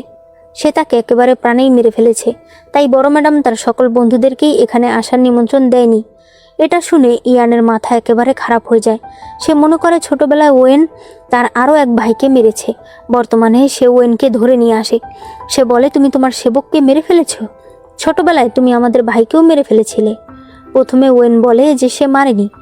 ইয়ান বলে, তুমি তাকে মেরেছ কারণ ছাত্র হিসেবে সে তোমার থেকে ভালো ছিল। তোমার কাছে আমি এখন দুইটা উপায় দিচ্ছি, লেখাপড়া এবং সব কিছু ছেড়ে দিয়ে তুমি দূরে গিয়ে থাকবে, আর নয়তো এখনই ম্যাজিস্ট্রেট অফিসে গিয়ে সব কিছু স্বীকার করবে। ওয়েন বলতে থাকে, আমি তোমার আপন ভাই, তুমি এই কাজ কি করে করতে পারো? ইয়ান বলে, ও তো আমার আপন ভাই ছিল, তুমি ওকে কিভাবে মারলে? সে বলে, আমার বয়স তখন মাত্র 8 বছর ছিল। তবে ওয়েন তাকে উল্টো বকা দেয়। ইয়ান তাকে একটা থাপ্পড় মারে আর এখনই তাকে দূরের শহরে পাঠিয়ে দিতে বলে। এরপর সে মন খারাপ করে বসেছিল। তখন চিং এসে বলে, শিয়ান এসেছে, তার সঙ্গে একটা ছোট ছেলেও এসেছে। ইয়ান গিয়ে যখন যুবরাজকে সম্মান জানাতে চায়, তখন যুবরাজ তাকে বলে, আমার নাম ওয়াং, আমি শিয়ানের চাচাতো ভাই। ইয়ান বলে, আপনার চাচাতো ভাইয়ের তো সাহস কম না, সে আপনাকে নিয়ে বাইরে এসেছে, যদি কোনো বিপদ হয় সেই দায়িত্ব কি সে নেবে? শিয়ান বলে, এজন্যই তো আপনার বাড়িতে এসেছি, আপনার বাড়িতে তো আর কোনো বিপদ হবে না, তাই না? ইয়ান বলে, তার চেয়ে বরং ফিরে যাওয়াই ভালো। যুবরাজ বলে, না, আমি যাব না, আমি অনেক কষ্টে বেরিয়েছি, আপনি যদি আমাকে বের করে দেন তাহলে আমি নিজের আসল পরিচয় নিয়ে আসব, তখন দেখি আপনি কি বলেন। ইয়ান বলে, এই কথাটাও নিশ্চয়ই আপনার চাচাতো ভাই শিখিয়েছে। যুবরাজ তখন বলতে থাকে, আমাকে থাকতে দিন না, আমি তো সহজে প্রাসাদ থেকে বের হই না। ইয়ান তখন চিংকে খবর দিতে বলে, সব সময় এদের সঙ্গে থাকতে বলে। এরপর এরা ভেতরে আসলে শিয়ান ঝাওকে দেখতে পায়। পরে সে তাদের কাছে আসে। সে ঝাওকে বলে, তুমি কি এখন সাধারণ নিয়মটুকু ভুলে গেছো? ঝাও সহ তখন বাকিরা সবাই তাকে সম্মান জানায়। লান বলে, চলো আমরা সবাই মিলে একটা গেম খেলি। শি বলে, আমরা ধাঁধা খেলতে পারি, সবাই একটা করে ধাঁধা লিখবে আর একটা করে পুরস্কারও লিখবে, যে ধাঁধার উত্তর দিতে পারবে সে ওই পুরস্কারটা পেয়ে যাবে। ঝাও বলে দেয় সে অনেক দামি একটা পুরস্কার দেবে। শিয়ান নিজের কাছে থাকা একটা অস্ত্র বের করে, এরপর সেটা দিয়ে সে ওয়ানশুকে ভয় দেখায়। এটা দেখে চিং বলে, সব সময় সব মজা ভালো লাগে না। শিয়ান রেগে যায়, সে বলে, তুমি আমাকে কথা শোনাচ্ছ? ঝাও বলে, ইয়াং মাস্টার, আমার আপনার সঙ্গে কথা আছে। এই বলে সে তার হাত ধরে আলাদা নিয়ে আসে। সে বলতে থাকে, সবকিছু তো ভালোই চলছে, তুমি শুধু শুধু ঝামেলা কেন করছো? শিয়ান বলে, তুমি চিংয়ের পক্ষ হয়ে কেন কথা বলছো? সে বলে, আমি কখন তার পক্ষ হলাম? এই অনুষ্ঠান বড়রা আয়োজন করেছে, তুমি এখানে ঝামেলা করলে তারাই তো অপমানিত হবে, তাই না? শি তার সেবিকাকে কিছু একটা বলে দেয়। এরপর সেই সেবিকা ইয়ানের কাছে গিয়ে বলে, ভেতরে ধাঁধা খেলা হচ্ছে, সবাই অনেক দামি দামি উপহার রাখছে, তাই ম্যাডাম আমাকে পাঠিয়েছে চিং মাস্টারের জন্য কোনো দামি উপহার নিয়ে যেতে। ইয়ান ঝাওয়ের আগে পাঠানো দুটো উপহারই চিংয়ের উদ্দেশ্যে নিয়ে যেতে বলে। এটা দেখে ঝাও বুঝতে পারে ইয়ান হয়তো চাইছে ঝাও যেন এখানে অনেক দামি জিনিস পুরস্কার হিসেবে না রাখে। এরপর খেলা শুরু হয়ে যায়। শিয়ান ঝাওয়ের ধাঁধাটাকে পড়ে, তবে সে উত্তর বলতে পারে না। লান শিয়ানের ধাঁধার উত্তর দিতে চায়, তবে সেও উত্তর বলতে পারে না। তখন জিলি নামে একটা ছেলে উত্তর দিয়ে ফেলে। সে বলে, তুমি কিভাবে এটা পারলে? এই খেলা একদমই ভালো লাগছে না। অন্যদিকে চিং যে ধাঁধাটা দিয়েছিল সেটার উত্তর ঝাও দিতে পারে। সে শিয়ানকে বলে, তুমি এখনো এটা উত্তর পারছো না। তখনই তারা দেখতে পায় ওয়ান মানে যুবরাজ কিছু একটা দেখছে। তারা সেখানে গেলে দেখতে পায় সে একটা পেন্টিং দেখছিল। ওয়ান বলতে থাকে, এই পেন্টিংটা আমার খুবই পছন্দ হয়েছে, আমি কি এটা নিয়ে যেতে পারবো? জানি না এটা কে এঁকেছে। ঝাও বলে, এটা যে এঁকেছে সে নিশ্চয়ই অনেক দক্ষ, কারণ এই লেখাটা যে লিখেছে সে কম হলেও 10 বছর ধরে এটা প্র্যাকটিস করছে। এটা তো চিংয়ের পক্ষে পসিবল না। চিং বলে, সত্যি আমি এটা আঁকিনি। শিয়ান বলে, তাহলে তুমি বলো এটা কে এঁকেছে? তখন ইয়ান সেখানে আসে। সে বলে, আমিও একটু শুনি, বলো ছবিটা কে আঁকতে পারে? ঝাও বলে, এই ছবিটা যে এঁকেছে সে নিশ্চয়ই রাজ দরবারের কেউ এবং বয়সে একটু বড়। এটা শুনে শিয়ান হাসতে শুরু করে। সে বলে, তুমি একদম ঠিক বলেছ। চিং বলে, কাকা, ঝাও ম্যাডাম আসলে এটা বলতে চায়নি। ঝাও বলে, এই ছবি আপনি এঁকেছেন, আমাকে ক্ষমা করে দিন, আমার এভাবে বলা উচিত হয়নি। ইয়ান বলে, আপনার ক্ষমা চাওয়ার কিছুই হয়নি, আপনি সঠিক ধরেছেন। শিয়ান বলে, তাই তো, সে তো রাজ দরবারেই চাকরি করে, আর বয়সে তো সে বড়ই। তবে এত বড় একটা লোক আড়ালে দাঁড়িয়ে আমাদের কথা শুনছিল, এটা কিন্তু ঠিক না। ইয়ান বলে, আমি শুধু শুনতে চাইছিলাম কেউ আমার আঁকা জিনিসের কেমন প্রশংসা করে। তবে এখন অনেক দেরি হয়ে যাচ্ছে, আপনি আপনার চাচাতো ভাইকে নিয়ে এবার বাড়িতে ফিরে যান। শিয়ান বলে, আমি এখনো একটা জিনিসের উত্তর দিতে পারিনি। চিং বলে, ঝাও ম্যাডাম একটা ধাঁধা রেখেছে যার উত্তর এখন পর্যন্ত কেউ দিতে পারেনি। ইয়ান বলে, কি এমন ধাঁধা? সে তাকে বললে ইয়ান সাথে সাথেই উত্তর দিয়ে ফেলে। সে বলে, এটা কঠিন কিছু? সত্যিই কি এখানে কেউই উত্তর দিতে পারেনি? শিয়ান তখন সবার দিকে তাকালে বুঝতে পারে আসলে উত্তরটা সবাই আগেই বুঝতে পেরেছিল, তবে যেহেতু সে উত্তর দিতে পারেনি তাই কেউই আর উত্তর দেয়নি। এটা দেখে সে রাগ করে চলে যায়। এরপর রাতের বেলা ইয়ান যখন পেন্টিং করছিল তখন তার ঝাওয়ের কথাগুলো মনে পড়ছিল। পরদিন ঝাও তার দাসীর সঙ্গে পাহাড়ে ঘুরতে আসে। মূলত সে একটা টেম্পলে এসেছে। এদিকে শিয়ানও সেই টেম্পলে আসতে চাইছে। হঠাৎ সে দৌড়ে উঠতে চাইলে তার বুকে ব্যথা শুরু হয়ে যায় আর সে অজ্ঞান হয়ে পড়ে যায়। অন্যদিকে ঝাও টেম্পলে সবার নামে প্রার্থনা করে যখন ফিরে যাচ্ছিল তখন সে শিয়ানকে দেখতে পায়। সে দৌড়ে তার কাছে আসে। এখানে আমরা জানতে পারি আসলে শিয়ানের হার্টের সমস্যা রয়েছে, তাই সে দৌড়াদৌড়ি ঝাপাঝাপির মতো কাজ করতে পারে না। আর আজ সে সাথে করে ওষুধও আনেনি। ঝাও তখন অনেক কষ্টে তার হার্টবিট শান্ত করে, এতে তার জ্ঞান ফিরে আসে। ঝাও বলে, তোমার এখন কেমন লাগছে, আর কোথায় ব্যথা লাগছে? শিয়ান বলে, হাতে। ঝাও তখন তার হাত ছেড়ে দেয় আর তারা দুজনেই হাসতে থাকে।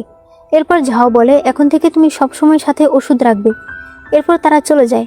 পরে ঝাও চিংপুকে বলতে থাকে ওর জন্য সত্যিই খারাপ লাগছে। ওর বাবা একজন মার্কিউস, তার কত বড় সেনাবাহিনী রয়েছে, ও তার একমাত্র ছেলে, অথচ ও রয়েছে হার্টের সমস্যা। ও না কখনো ঘোড়ায় চড়তে পারবে, না কখনো যুদ্ধ করতে পারবে। এরপর সে তার দাসীকে বলে, সন্ধ্যা হয়ে যাচ্ছে, চলো আমরা ফিরে যাই। তবে নদীর কাছে আসলে তারা দেখতে পায় সেনারা রাস্তা বন্ধ করে রেখেছে।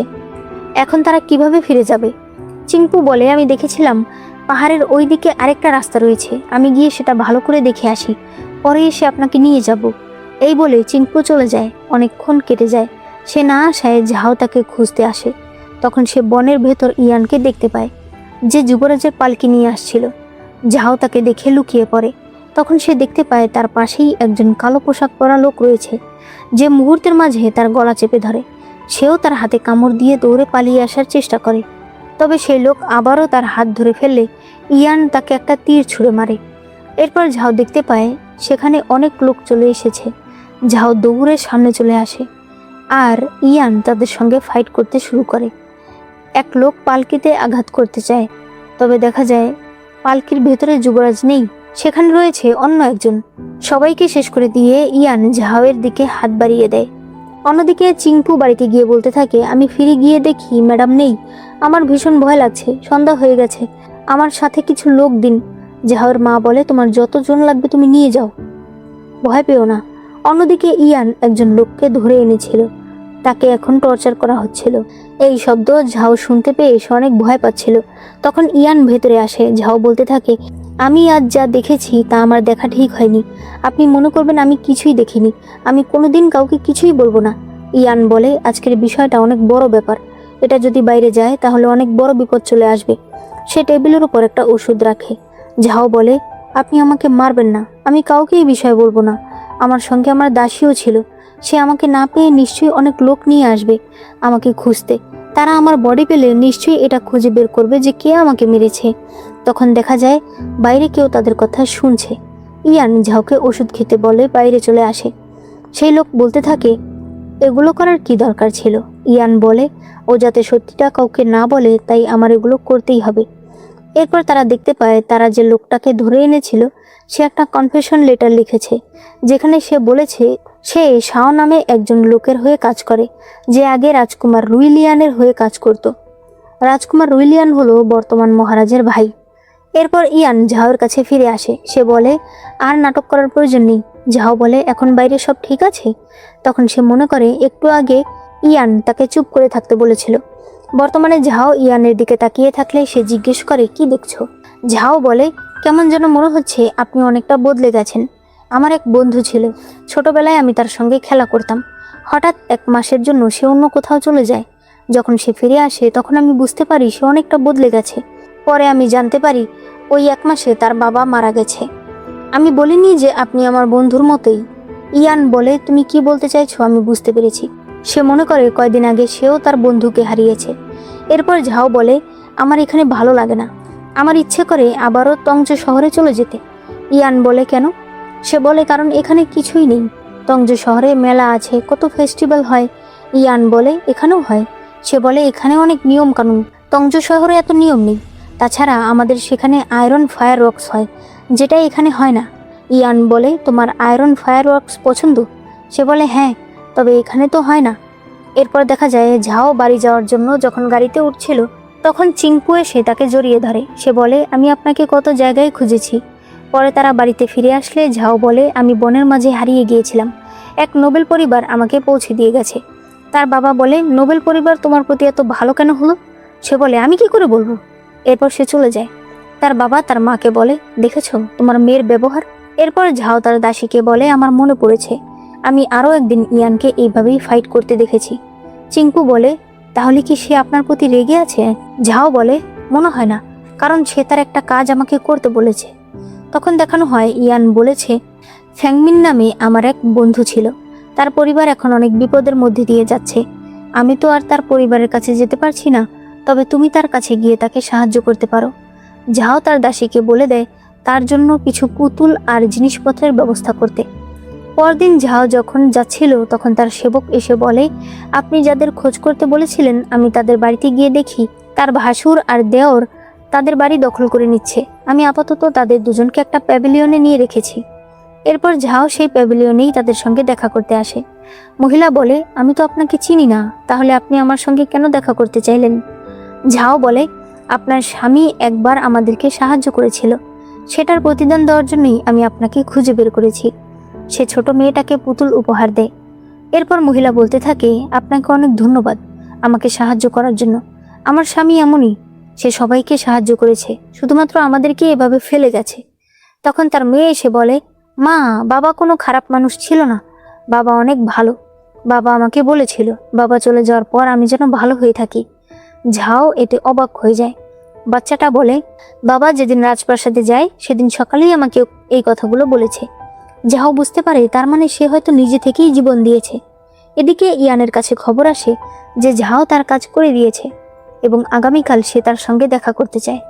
পরদিন ঝাও এসে বলে, আমি আপনার কাজ করে দিয়েছি, তবে আপনি কি জানেন তারা এখন কত কষ্টে আছে? আপনাকে তাদেরকে সাহায্য করতে হবে। ইয়ান বলে, আমি পারবো না। ঝাও বলে, কেন পারবেন না? আপনি না পারলে আমি সাহায্য করব, তাতে তো আপনাদের কোনো সমস্যা নেই, তাই না? এই বলে সে রাগারাগি করে সেখান থেকে চলে আসে। ইয়ানের লোক বলে, ওনার দেখছি অনেক রাগ। সে বলে, ও ইচ্ছে করেই আমার সঙ্গে রাগারাগি করছে যেন ওদেরকে সাহায্য করতে পারে আর আমি ওকে আটকাতে না পারি। তবে আমি তো চাই যে ও ওদেরকে সাহায্য করুক। এরপর আমরা দেখতে পাই ইয়াও এসেছে। আসলে সে এখন রাজধানীতে পড়বে। এখানে সে অনেকগুলো উপহার নিয়ে এসেছে। ঝাওয়ের বাবা তাড়াতাড়ি ঝাওকে খবর দিতে বলে। ইয়াও বাইরে আসলে ঝাও তার হাত ধরে বলে, তুমি এসেছো? ইয়াও তার হাত সরিয়ে দেয়। ঝাও বলে, নানু কোথায়?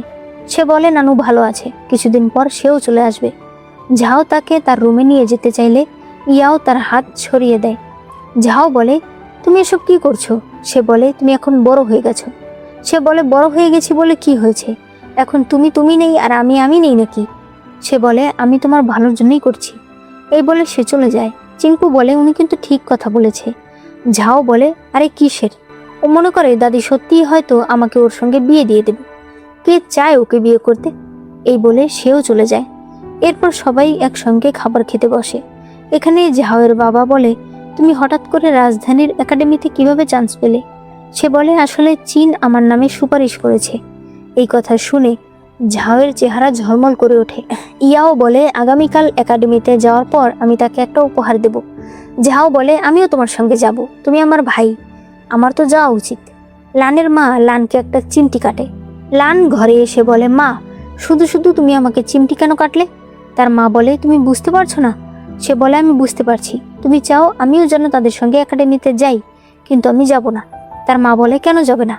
চিং কত ভালো একজন মানুষ, এবছর প্রথম হয়েছে, সে যদি তোমাকে পছন্দ করে ফেলে।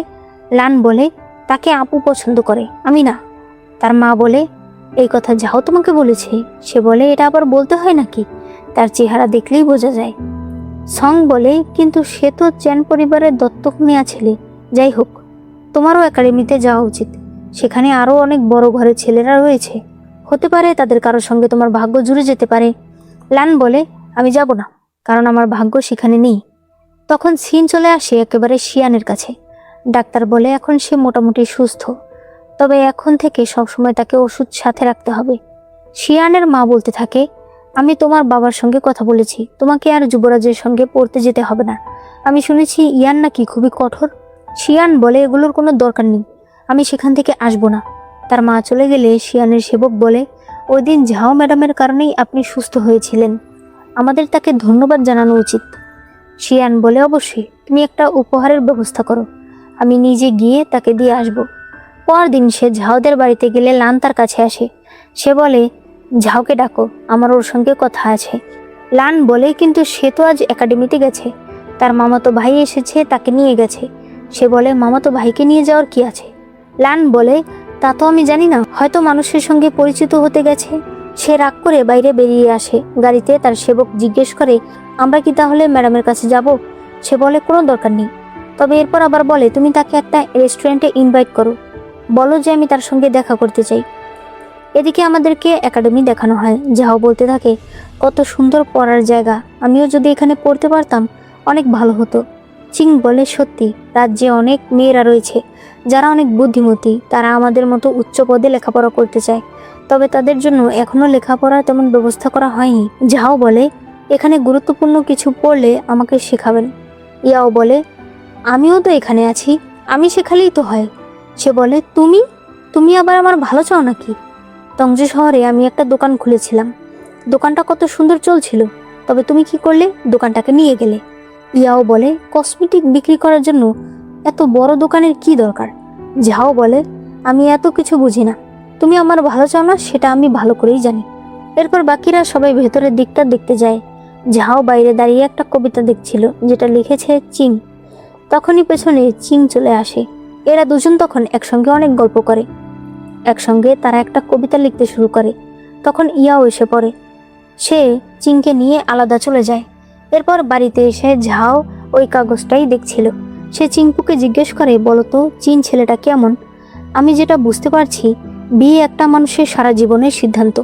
আমার মা আমার বিয়ের ব্যাপারে তেমন কিছুই করতে পারবে না, বাবা তো এক জায়গায় দিলেই বেঁচে যায়, তাই বিয়েটা আমাকে নিজেকেই দেখতে হবে। তুমি বলো চিং ছেলেটা কেমন হবে? চিংপু বলে সে দেখতে সুন্দর, এই বছরের টপ স্টুডেন্ট, নম্র ভদ্র, তবে সে কিন্তু পালিত ছেলে। আমরা জানি না চেন পরিবার আসলে কেমন পরিবার। ঝাও তখন নিজের কল্পনায় চিংকে মনে করে। সে বলে দেখো, মানুষ পারফেক্ট হয় না। তখনই তার মায়ের দাসী এসে বলে আপনার নানু আসতে চলেছে, আগামীকাল এখানে এসে পৌঁছাবে। পরদিন এরা সবাই ঝাওয়ের নানুর জন্য অপেক্ষা করছিল। একটু পর ঝাওয়ের নানু সেখানে আসে। সে তাকে জড়িয়ে ধরে। সে বলতে থাকে আপনার চুল সব সাদা হয়ে গেল কি করে? অন্যদিকে ইয়ান তার মাস্টারকে আশেপাশের অনেকগুলো শহরের জমির দলিল এনে দেয়, যেটা দেখে তার মাস্টার অনেক খুশি হয়ে যায়, কারণ এই রেকর্ডগুলো দিয়ে তারা তাদের নতুন ট্যাক্সের নীতি ভালোভাবে চালাতে পারবে। এরপর মাস্টার ইয়ানকে বলতে থাকে এসবের জন্য জি পরিবারের বড় মহিলাকে আমার ধন্যবাদ জানিয়ে দিও, সেও আমাদেরকে অনেক সাহায্য করেছে। যুবরাজকে কয়দিন আগে কে অ্যাটাক করেছিল এই বিষয়ে খুঁজে বের করো। মনে রাখবে রাজকুমার লিয়ান কিন্তু মহারাজের শত্রু।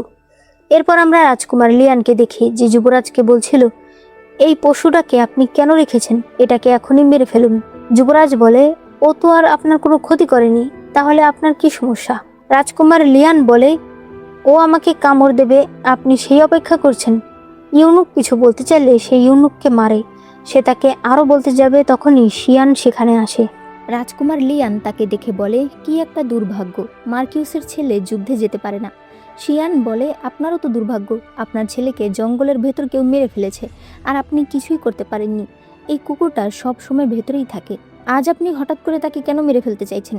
ইউনুক বলে কুকুরটা হঠাৎ বাইরে বেরিয়েছিল, তখন নাকি রাজকুমারের সঙ্গে সেটার ধাক্কা লেগেছে। শিয়ান বলে আপনি তাহলে যুবরাজের প্যালেসের সামনে কি করছেন? যুবরাজ বলে তাই তো, আপনি এখানে কি করছেন? আপনি যে এখানে এসেছেন সেটা কি বাবা জানে? রাজকুমার লিয়ান বলে আমি এখানে অন্য কাজে এসেছি, এখন চলে যাচ্ছি। এরপর সে বেরিয়ে যায়। এরপর রাতের বেলা ঝাও, তার মা আর তার নানু একসঙ্গে কথা বলছিল। তার নানু বলতে থাকে বর্তমানে ল্যান্ড ইকুয়ালাইজেশন কাজ আরও কিছুটা বাকি রয়েছে, আগামীকাল আমাকে একটু ইয়ানদের বাড়িতে যেতে হবে তার মায়ের সঙ্গে দেখা করতে। ঝাও বলে আমিও যাব। পরদিন তার নানু যখন ইয়ানের সঙ্গে কথা বলছিল তখন সে তার নানুকে নিতে আসে। ওই সময় ঝাও ইয়ানের দিকে একবার তাকায়। এরপর সে আলাদা ইয়ানের সঙ্গে কথা বলতে যায়। ইয়ান বলে তুমি এসেছো? সে বলে আপনি জানতেন যে আমি আসব? ইয়ান বলে তুমি যেভাবে আমার দিকে তাকিয়েছিলে তাতে বোঝাই গিয়েছিল যে তুমি আমাকে কিছু বলতে চাও। ঝাও বলতে থাকে আমার নানুর অনেক বয়স হয়েছে, আমি চাই এই ঝামেলা থেকে এবার আপনি আমার নানুকে ছেড়ে দিন। আমার নানুর বদলে আমি কাজ করতে পারবো, যদি রক্ত কারো ঝরাতে হয় সেটা না হয় আমি করলাম। ইয়ান বলে তোমার মনে হচ্ছে এগুলো অনেক সহজ কাজ, যে কেউ করতে পারবে? সে বলে না, তবে আমি শিখতে পারবো। কোনো কিছু না বুঝতে পারলে আপনারা তো আছেন। ইয়ান বলে তোমার নানুর কাজ তুমি পারবে না, তুমি এখন চলে যাও। তাই ঝাও আর কিছু বলতে পারে না। ঝাও যখন চলে যাচ্ছিল তখন তার চিংয়ের সঙ্গে দেখা হয়। চিংয়ের একটা বই সে একটু পড়ে, এরপর বলে এই বইটা কি আপনার শীঘ্রই লাগবে? চিং বলে যদি আপনার ভালো লেগে থাকে তাহলে আপনি পড়ে আমাকে দিয়ে দিন। সে বলে ঠিক আছে। এরপর এরা যখন গাড়িতে করে যাচ্ছিল তখন ইয়ানের লোক তাদের জন্য একটা চিঠি নিয়ে আসে। ঝাওয়ের নানু চিঠি পড়ে বলে ইয়ান বলেছে এখন থেকে আমাকে আর এই ল্যান্ড ইকুয়ালাইজেশন কাজে থাকতে হবে না। এটা শুনে ঝাও অনেক খুশি হয়ে যায়। এরপর রাতের বেলা ঝাও চিংয়ের দেয়া ওই বইটা পড়ছিল। চিংপু বলে উনি তো আর বলেনি যে খুব তাড়াতাড়ি বইটা দিতে হবে। সে বলে ওনার নিশ্চয়ই পড়তে বইটা লাগবে, তুমি এখনই কাগজ কলম নিয়ে আসো। এরপর পরদিন ঝাওয়ের নানু চলে যাচ্ছিল। সে ইয়াওকে বলে নিজের খেয়াল রেখো আর তোমার বোনেরও খেয়াল রেখো। ঝাওয়ের মা বলে তোমার তেমন যত্ন করতে পারলাম না। তার মা বলে তোমার যত্ন করতে হবে না, তুমি নিজের যত্ন করো, নিজে সুস্থ হও, তাতেই আমি খুশি হব। সে ঝাওকে বলে তুমি অনেক বুদ্ধিমতী একটা মেয়ে, তবে মনে রাখবে বিপদ তুমি একা সামলাতে পারবে না, যে কোনো সমস্যায় আমাকে জানাবে। এরপর সে চলে যায়। অন্যদিকে লানের মা রেগে যাচ্ছিল, কারণ ঝাওয়ের নানু বিয়ের সময় তার মেয়েকে যেসব জিনিসপত্র দিয়েছিল সেগুলোকে সে আলাদা করে রেখে গেছে, অর্থাৎ সেগুলো এখন আর লানের মা লানের কামিং অফ এজ অনুষ্ঠানের সময় ব্যবহার করতে পারবে না। এরপর লান একা একাই রাগারাগি করছিল যে মা কেন নিজের এত ভালো পরিবার ছেড়ে অন্য একজনের কনকিউবাইন হতে এসেছে কে জানে। তখন সে দেখতে পায় বাড়ির একজন গার্ড একটা চিঠি নিয়ে যাচ্ছে। সে বলে তুমি কি এটা বড় আপুকে দিতে চাইছো? আমি সেখানেই যাচ্ছি, চিঠিটা আমাকে দিয়ে দাও। চিঠি দেখে সে দেখতে পায় এটা হলো শিয়ানের চিঠি, যেখানে সে তাকে নিমন্ত্রণ জানিয়েছে। এতে তো তার ভীষণ রাগ উঠে যায়। অন্যদিকে ঝাওয়ের মা বলছিল তোমার বাবা আর তোমার ভাইয়ের জন্য আমি এই উপহারগুলো রেডি করেছি, তোমার ভাই কিছুদিনের মধ্যেই ফিরে আসবে, এগুলো আমি তোমার নাম করে দেব। তোমার ভাই যদিও তোমার সঙ্গে বড় হয়নি তবুও সে তোমার আপন ভাই, আর তোমার বাবা যদিও তাকে তোমার পছন্দ না তবুও সে তোমার বাবা। ঝাও বলে আপনার যেটা ভালো মনে হয় সেটা করুন। এদিকে শিয়ানকে দেখানো হয়। সেবক বলে আমাদেরকে এবার সেখানে যেতে হবে যেখানে ঝাও ম্যাডাম আসবে। শিয়ান বেরিয়ে পড়ে। এরপর শিয়ান ওই প্যাভিলিয়নে অপেক্ষা করছিল। আধা ঘন্টা হয়ে যায়, ঝাও এখনো আসেনি। এটা দেখে সে তার লোককে খোঁজ করতে পাঠায়। দেখা যায় লান ওপরেই ছিল।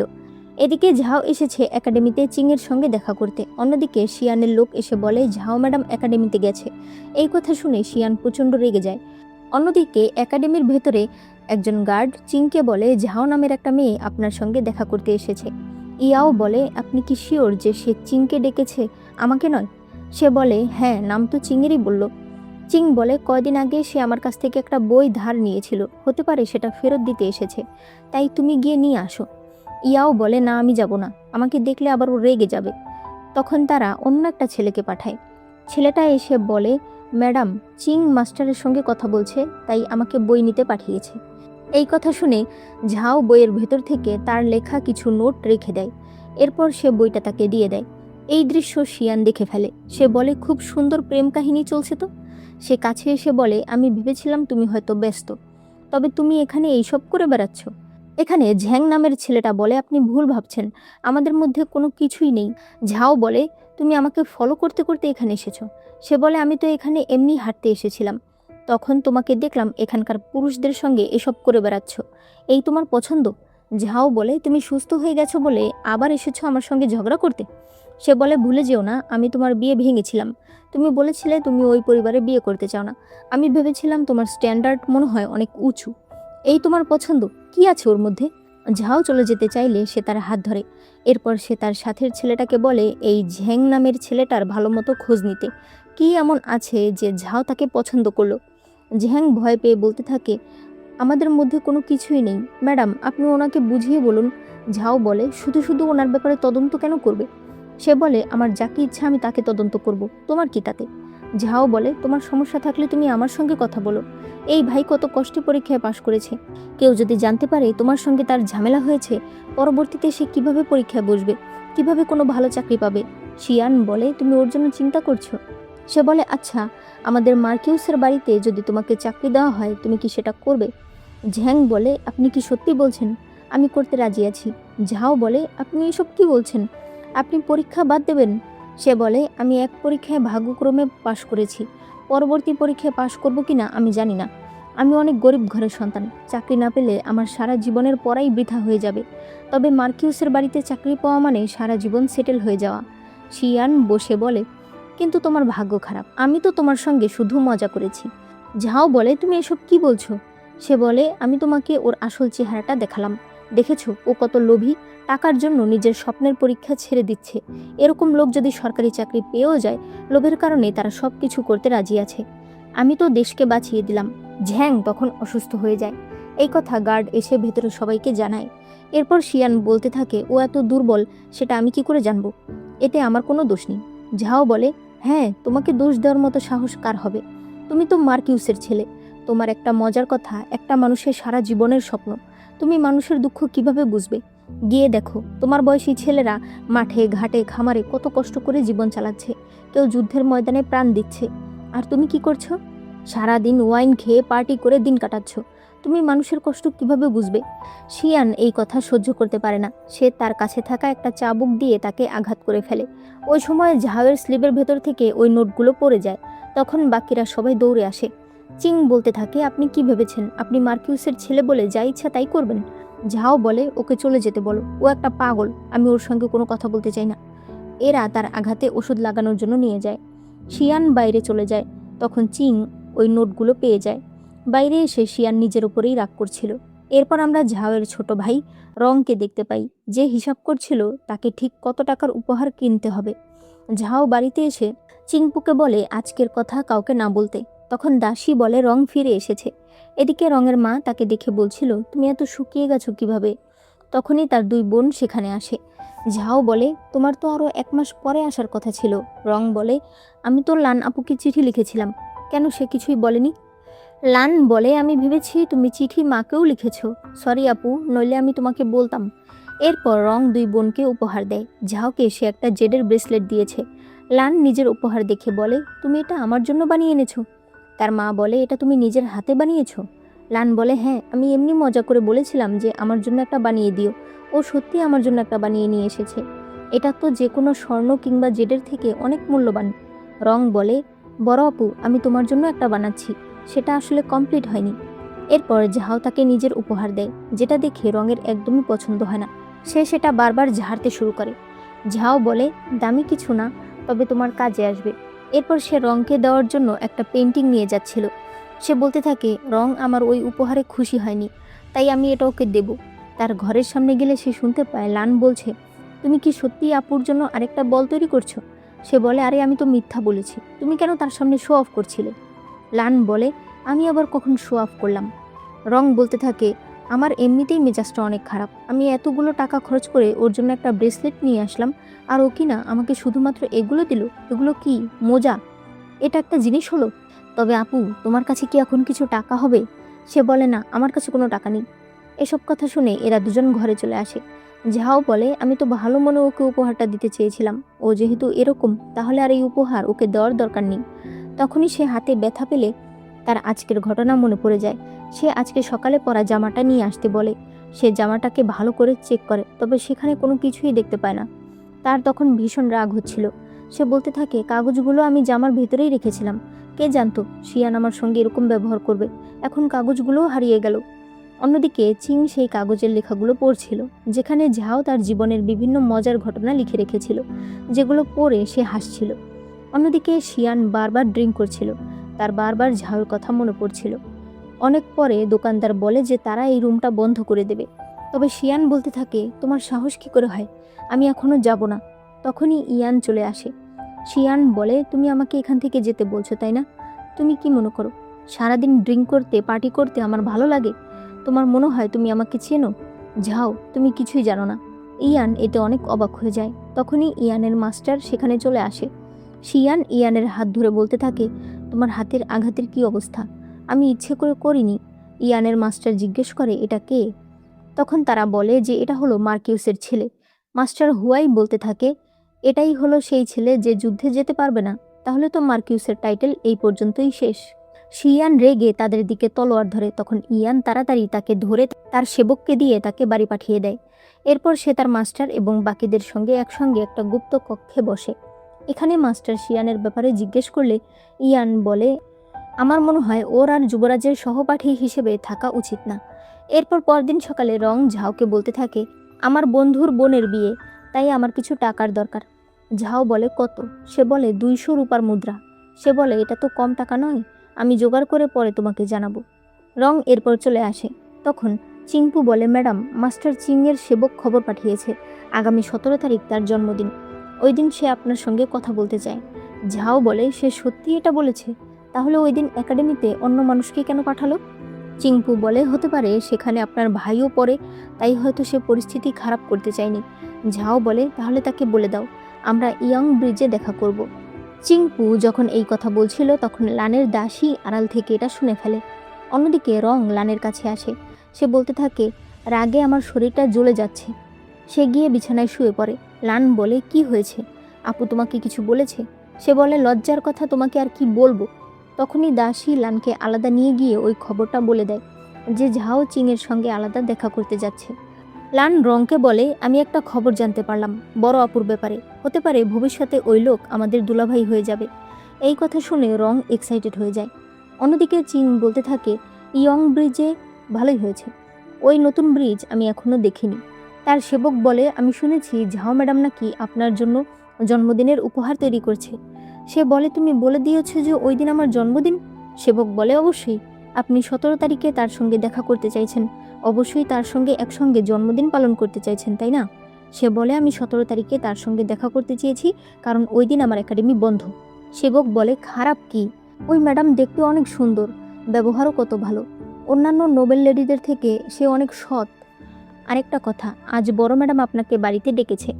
এরপর চিং বাড়িতে আসে। তখন তার দাদি বলে, তুমি এই বছরের টপ স্কলার, অনেক পরিবার থেকে তোমার সম্বন্ধ এসেছে। তোমার ওয়ানশুকে কেমন লেগেছে?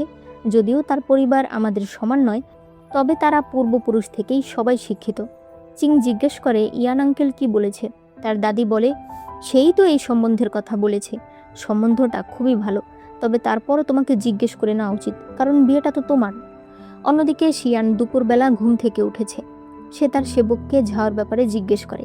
তখনই তার মা এসে বলে, তাড়াতাড়ি তৈরি হয়ে নাও, তুমি আজকে তোমার বোনের বাড়িতে যাবে। মহারাজ হঠাৎ করে খবর জানিয়েছে তোমাকে আর যুবরাজের সঙ্গে একসঙ্গে পড়তে হবে না। সে বলে, কেন? তার মা বলে, আমি জানি না, হঠাৎ করেই তারা খবর পাঠালো, বলল তুমি অসুস্থ, তোমার বাড়িতে বসে বিশ্রাম নেওয়া উচিত। তোমার বাবা এসেই চিৎকার শুরু করবে, তাই এর আগে তুমি তোমার বোনের বাড়িতে চলে যাও। এরপর শিয়ান সরাসরি ইয়ানের সঙ্গে কথা বলতে আসে। সে বলে, তুমি সরিয়েছ আমাকে যুবরাজের কাছ থেকে, তাই না? তুমি আমার উপর প্রতিশোধ নিতে চাইছো। ইয়ান বলে, যুবরাজের সহপাঠী থেকে সরিয়ে দেয়া কোন ধরনের প্রতিশোধ? সে বলে, তাহলে তুমি এই কাজ কেন করেছো? ইয়ান বলে, যুবরাজের সঙ্গে লয়াল মানুষ থাকতে পারবে অথবা চালাক মানুষ থাকতে পারবে, কিন্তু কখনোই তোমার মতো অধৈর্য মানুষ থাকতে পারবে না। এই বলে সে চলে যায়। শিয়ান বলতে থাকে, আমি অধৈর্য? আমি এতদিন যুবরাজের সঙ্গে সময় কাটিয়েছি, সেটা আমি কোনোভাবেই বৃথা হতে দেব না। এদিকে ইয়ান তার সেবকের সঙ্গে কথা বলছিল। এখানে আমরা তাদের কথাই বুঝতে পারি আসলে ইয়ান শিয়ানকে রাজপ্রাসাদ থেকে দূরে রাখতে চাইছে, কারণ সে মার্কিউসের পরিবারকে সেফ রাখতে চায়, কারণ বর্তমানে একমাত্র তারাই রাজ পরিবারের প্রতি একদম লয়াল। এরপর দেখা যায় যুবরাজের কাছে শিয়ানের পক্ষ থেকে অনেকগুলো উপহার এসেছে। উপহার পেয়ে যুবরাজ অনেক বেশি খুশি হয়ে যায়। সে বলতে থাকে, অন্যরা যারা পড়তে আসে তারা কেউ আমাকে বোঝে না, শিয়ানকে আমি জোর করে রাখতেও পারছি না, কারণ সে অসুস্থ। আমারও তো তাকে একটা উপহার দেওয়া উচিত, তাই না? এরপরে দেখা যায় যুবরাজের পক্ষ থেকে শিয়ানের কাছে একটা উপহার গেছে, যেটা ছিল একটা টোকেন। এই টোকেনের সাহায্যে শিয়ান যে কোনো সময় যুবরাজের প্যালেসে যেতে পারবে। শিয়ান এটা পেয়ে অনেক খুশি হয়। অন্যদিকে চিং ইয়ানকে বলতে থাকে, আপনি আমাকে যে মাস্টারের কাছে পড়তে পাঠিয়েছিলেন সে খুবই ভালো মাস্টার। এবারের পরীক্ষা নিশ্চয়ই আমার ভালো রেজাল্ট হবে। তবে আঙ্কেল, আমি আরেকটা কথা বলতে চাই, দয়া করে এখন আমার জন্য বিয়ের ব্যবস্থা করবেন না। সে বলে, কেন? তোমার কাউকে পছন্দ? সে বলে, না, আসলে আমি এখন বিয়ে করতে চাইছিলাম না। ইয়ান বলে, আজ তোমাকে একাডেমিতে যেতে হবে না, তুমি আমার সঙ্গে চলো। এরপর গাড়িতে চিং মনে মনে ভাবছিল, আমি জানি আঙ্কেলকে এভাবে সরাসরি না করে দেয়া আমার একদম ঠিক হয়নি, তবে আমি কি করব? এখনও যদি আমি নিজের মনের কথা না বলতে পারি তাহলে এরপর সারা জীবন আমাকে পস্তাতে হবে। এরপর তারা একটা বনের ভেতরে আসে, যেখানে একটা কবর ছিল।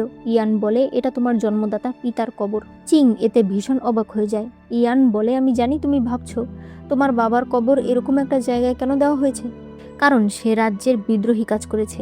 তোমার বাবা শত্রুদের সঙ্গে মিলে রাজ্যের অনেক কিছু পাচার করে দিতে চেয়েছে। ইয়ান বলে, কিন্তু আপনি তো বলেছিলেন আমার বাবা অনেক ভালো ছিল, সে আপনাকে বাঁচিয়েছিল, তাই আপনি আমাকে অ্যাডপ্ট করেছেন। ইয়ান বলে, তোমার বাবা আমাকে বাঁচিয়েছিল এটা সত্যি কথা, তবে সে যে খারাপ লোক ছিল এটাও সত্যি কথা। সে রাজ্য থেকে অস্ত্র পাচার করত। সে জলদস্যুদের একজন লোক ছিল, যেটা ধরা পড়ায় মহারাজ তাকে মৃত্যুদণ্ডের শাস্তি দেয়। এই কথাটা একমাত্র আমি আর মিস্টার ইউ জানে। মিস্টার ইউ এর মেয়ে হলো ওয়ানশু, তাই তুমি যদি তার জামাই হও সে কখনোই এই সত্যিটা কাউকে বলবে না। কিন্তু তুমি যদি অন্য কারো জামাই হও তাহলে কোনো না কোনো দিন এই সত্যিটা সবার সামনে চলে আসবে। তাই সিদ্ধান্ত এখন তোমার। তুমি কি মিস্টার ইউর মেয়েকে বিয়ে করে তোমার অতীত ঢেকে ফেলতে চাও, নাকি তোমার মনের কথা শুনে সবকিছু প্রকাশ করতে চাও? ভবিষ্যতে যা হবে তা তুমি মেনে নেবে। অন্যদিকে ঝাও একটা ঘুড়ি নিয়ে যাচ্ছিল। চিংপু বলে, ঘুড়ি ওড়ানো মানে হলো মনের ফিলিংস প্রকাশ করা। এটা তো একদম সরাসরি হয়ে যাচ্ছে, তাই না? ঝাও বলে, আমি চাই সে জানুক আমি আসলে তার ব্যাপারে কি ভাবি, কারণ আমি একটা মেয়ে, প্রতিদিন লুকিয়ে দেখা করা আমার পক্ষে সম্ভব না। আমাকে আগে জানতে হবে সেও আমার ব্যাপারে এটাই ভাবে কিনা। দেখা যায় তার পেছনে এরা দুজন তাকে ফলো করছিল। এরপর ঝাও ঘুড়ি ওড়াতে শুরু করে। একটু পর চিং গাড়ি থেকে নামলে তার সেবক বলে, ম্যাডাম ঘুড়ি ওড়াচ্ছে। যেটা দেখে চিং একদম থমকে যায়, কারণ সে বুঝতে পারে ঝাও সরাসরি তাকে মনের কথা বলে দিয়েছে। সে তার সেবককে বলে, তুমি একা তার কাছে যাও, গিয়ে বলো আমার একটা কাজ আছে তাই আমি আসতে পারিনি, আর এটা তাকে দিয়ে দিও। সেবক বলে, কিন্তু আপনি এসব কেন করছেন? সে তো অনেক ভালো একটা মেয়ে। চিং বলে, আমি জানি, তবে তার জন্য আমি নই, তুমি তার কাছে যাও। এরপর চিং মনে মনে বলছিল, তোমার জন্মদিনের উপহার আমি পেয়েছি, একদিন আমিও তোমার মতো সাহসী আর ফ্রি হতে চাই। অন্যদিকে এরা দুজন এদেরকে দেখতে পায়। লান বলে, আপুর সাহস কত দেখেছো? এমনিতেই আপুর রেপুটেশন এত একটা ভালো না, এখন এটা যদি মানুষ জানতে পারে। রং বলে, একদমই না, এই কথা যেন কেউ জানতে না পারে। আমরা আপু আর চিং কাউকেই দেখিনি, এই কথা যেন বাবা মাও জানতে না পারে। লান বলে, আমি তো ভাবতেও পারছি না তুমি ওকে প্রোটেক্ট করছো। সে বলে, কারণ সে আমার পরিবার, আমার বড় বোন, তার অসম্মান হওয়া মানে আমাদের সবার অসম্মান হওয়া। তুমি কথা দাও তুমি এই কথা কাউকে বলবে না। লান রাগ করে সেখান থেকে চলে যায়। তখন চিংয়ের সেবক এসে ঝাওকে বলে, আমাদের মাস্টারের একটা কাজ এসে পড়েছে, তাই সে আজ আসতে পারেনি, সে আপনার জন্য এটা পাঠিয়েছে। ঝাও দেখতে পায় এর মধ্যে তার লেখা ওইসব জিনিসই রয়েছে। সে বলে, আমি আপনার মাস্টারের কথা বুঝতে পেরেছি। চিংপু বলতে থাকে, এটা কেমন কথা, সে কি আমাদের নিয়ে মজা করছে নাকি? ঝাও বলে, সমস্যা নেই, আমি আমার দিক থেকে সর্বোচ্চ চেষ্টা করেছি। এরপর সে ঘুড়িটাকে পানিতে ফেলে দিয়ে চলে আসে। বাড়িতেও সে মন খারাপ করে বসেছিল। সে বলতে থাকে, যদি আমি এখনো তংজোতে থাকতাম খুব ভালো হতো, নানু আর ইয়াও ভাইয়ার সঙ্গে নিউ ইয়ারে একসাথে ফায়ার ওয়ার্কস দেখতাম। এদিকে ইয়ান তার মাস্টারের সঙ্গে দেখা করতে আসে। তার মাস্টার অনেক কিছুর হিসাব করছিল। হিসাব করার পর সে বলে, গত কয়েকদিনে আমাদের প্রায় 50% লাভ এসেছে। সাধারণ জনগণকে এটা বোঝানো উচিত যে নতুন ট্যাক্স পলিসিতে রাজ্যের ভালো হচ্ছে। তুমি বলো তো এজন্য কি করা যায়? ইয়ান বলে, আমার কাছে একটা ভালো উপায় রয়েছে। যেহেতু নিউ ইয়ার এসেছে, তাহলে আমরা সারা রাজ্যে ফেস্টিভ্যালের আয়োজন করতে পারি। বিভিন্ন মেলা, খাবারের জিনিস, আনন্দ করার মতো সব কিছুই থাকবে। বিশেষ করে আয়রন ফায়ারওয়ার্কস, যেটা সাধারণ মানুষ খুবই পছন্দ করে। এরকম ফেস্টিভ্যাল গত কয়েক বছরে রাজধানীতে হয়নি। মাস্টার তার কথায় রাজি হয়ে যায় এবং মহারাজের নামেই এই আয়োজন করতে বলে। এরপর নিউ ইয়ারের দিন দেখানো হয়। ঝাওয়ের মা আজ অনেক বেশি কাশ ছিল। ঝাউয়ের বাবা বলতে থাকে, তোমার আবার আজ কি হলো? কয়দিন তো সুস্থই ছিলে। সে বলে, জানি না, আজ হঠাৎ করে শরীর ভীষণ খারাপ হয়ে গেছে। ঝাউ দেখতে পায় তার মা রংকে একটা খাবার দিয়েছে। তার বাবা রঙের সঙ্গে ড্রিঙ্ক করছে। লানের মা লানকে খাবার দিচ্ছে। ঝাউয়ের নজর পড়ে তখন মিট বলের দিকে। তার মনে পড়ে ছোটবেলায় সে তার নানুর কাছে বায়না করে মিট বল খেত। বর্তমানে তার মা তাকে একটা মিট বল দিয়ে বলে, তোমার নানু বলেছে এটা নাকি তোমার অনেক পছন্দের, খেয়ে দেখো বাড়ির রান্না কেমন হয়েছে। ঝাউ তখন সেটা খায়। তার মা বলে, তুমি অনেক শুকিয়ে গেছো, নতুন বছর এসে গেছে, পুরনো সকল দুঃখ ভুলে যাও। এরপরই ফায়ারওয়ার্কসের শব্দ শুনে ছোটরা সবাই সেগুলো দেখতে বাইরে চলে যায়। এরপর ঘরে বসে ঝাউয়ের মা বলতে থাকে, কি হলো হঠাৎ, আবার শরীরটা এত খারাপ কেন হয়ে যাচ্ছে? তার দাসী তাকে ওষুধ দেয়। ওষুধ খেয়ে তার মুখ থেকে রক্ত বেরিয়ে আসে। তার দাসী ডাক্তার ডাকতে চাইলে সে বলে, বাড়ির সবাই আনন্দ করছে, এখন তাদের মনটা খারাপ করে দেওয়ার কোনো দরকার নেই। অন্যদিকে একজন দাসী এসে সংকে বলে, বড় ম্যাডামের অবস্থা আবারও খারাপ হয়ে যাচ্ছে। সং বলতে থাকে, অনেকটাই তো সুস্থ হয়ে গিয়েছিল, এখন আবার কি হলো? ওই দাসী চলে গেলে ঝো বলে, কারণ আমি তার ওষুধে আরেকটা বিষাক্ত ওষুধ মিশিয়ে দিয়েছি। এটা শুনে সং অনেক ভয় পেয়ে যায়।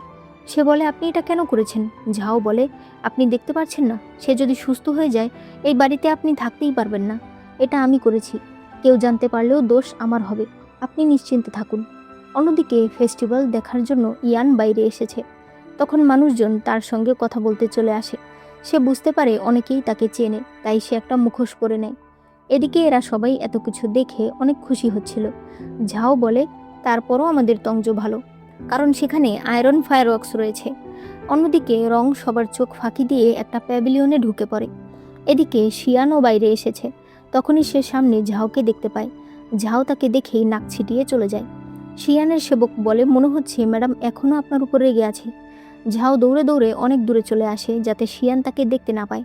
তখনই তারা আয়রন ফায়ারওয়ার্কস দেখতে পায়, যেটা দেখতে সত্যিই ভীষণ সুন্দর ছিল। ঝাও মানুষের কারণে ভালো মতো দেখতে পারছিল না, তাই সে একেবারে নদীর কিনারায় চলে আসে। অন্যদিকে শিয়ান বলছিল, এটাই তাহলে আয়রন ফায়ারওয়ার্কস? তার সেবক বলে, আপনি আগে দেখেননি? তখন সে তার কাছে ক্ষমা চায়। আসলে শিয়ান গত 7-8 বছর ধরে পাহাড়ে তার মাস্টারের সঙ্গে ছিল। তার মাস্টারই তাকে চিকিৎসা করে এতটা সুস্থ করেছে। ইয়াও চিংকে বলে, জানি না ঝাও এটা দেখছে কিনা, ওর এই ফায়ারওয়ার্কসটা খুবই পছন্দ। রাজ্যের সকল প্রজারা তখন একসঙ্গে রাজ্যের নামে জয়ধ্বনি করতে শুরু করে, যেটা দেখে ইয়ানের চোখে পানি চলে আসে। ঝাও তখন ইয়ানকে দেখে চমকে ওঠে। পা পিছলে সে পানিতে পড়ে যায়।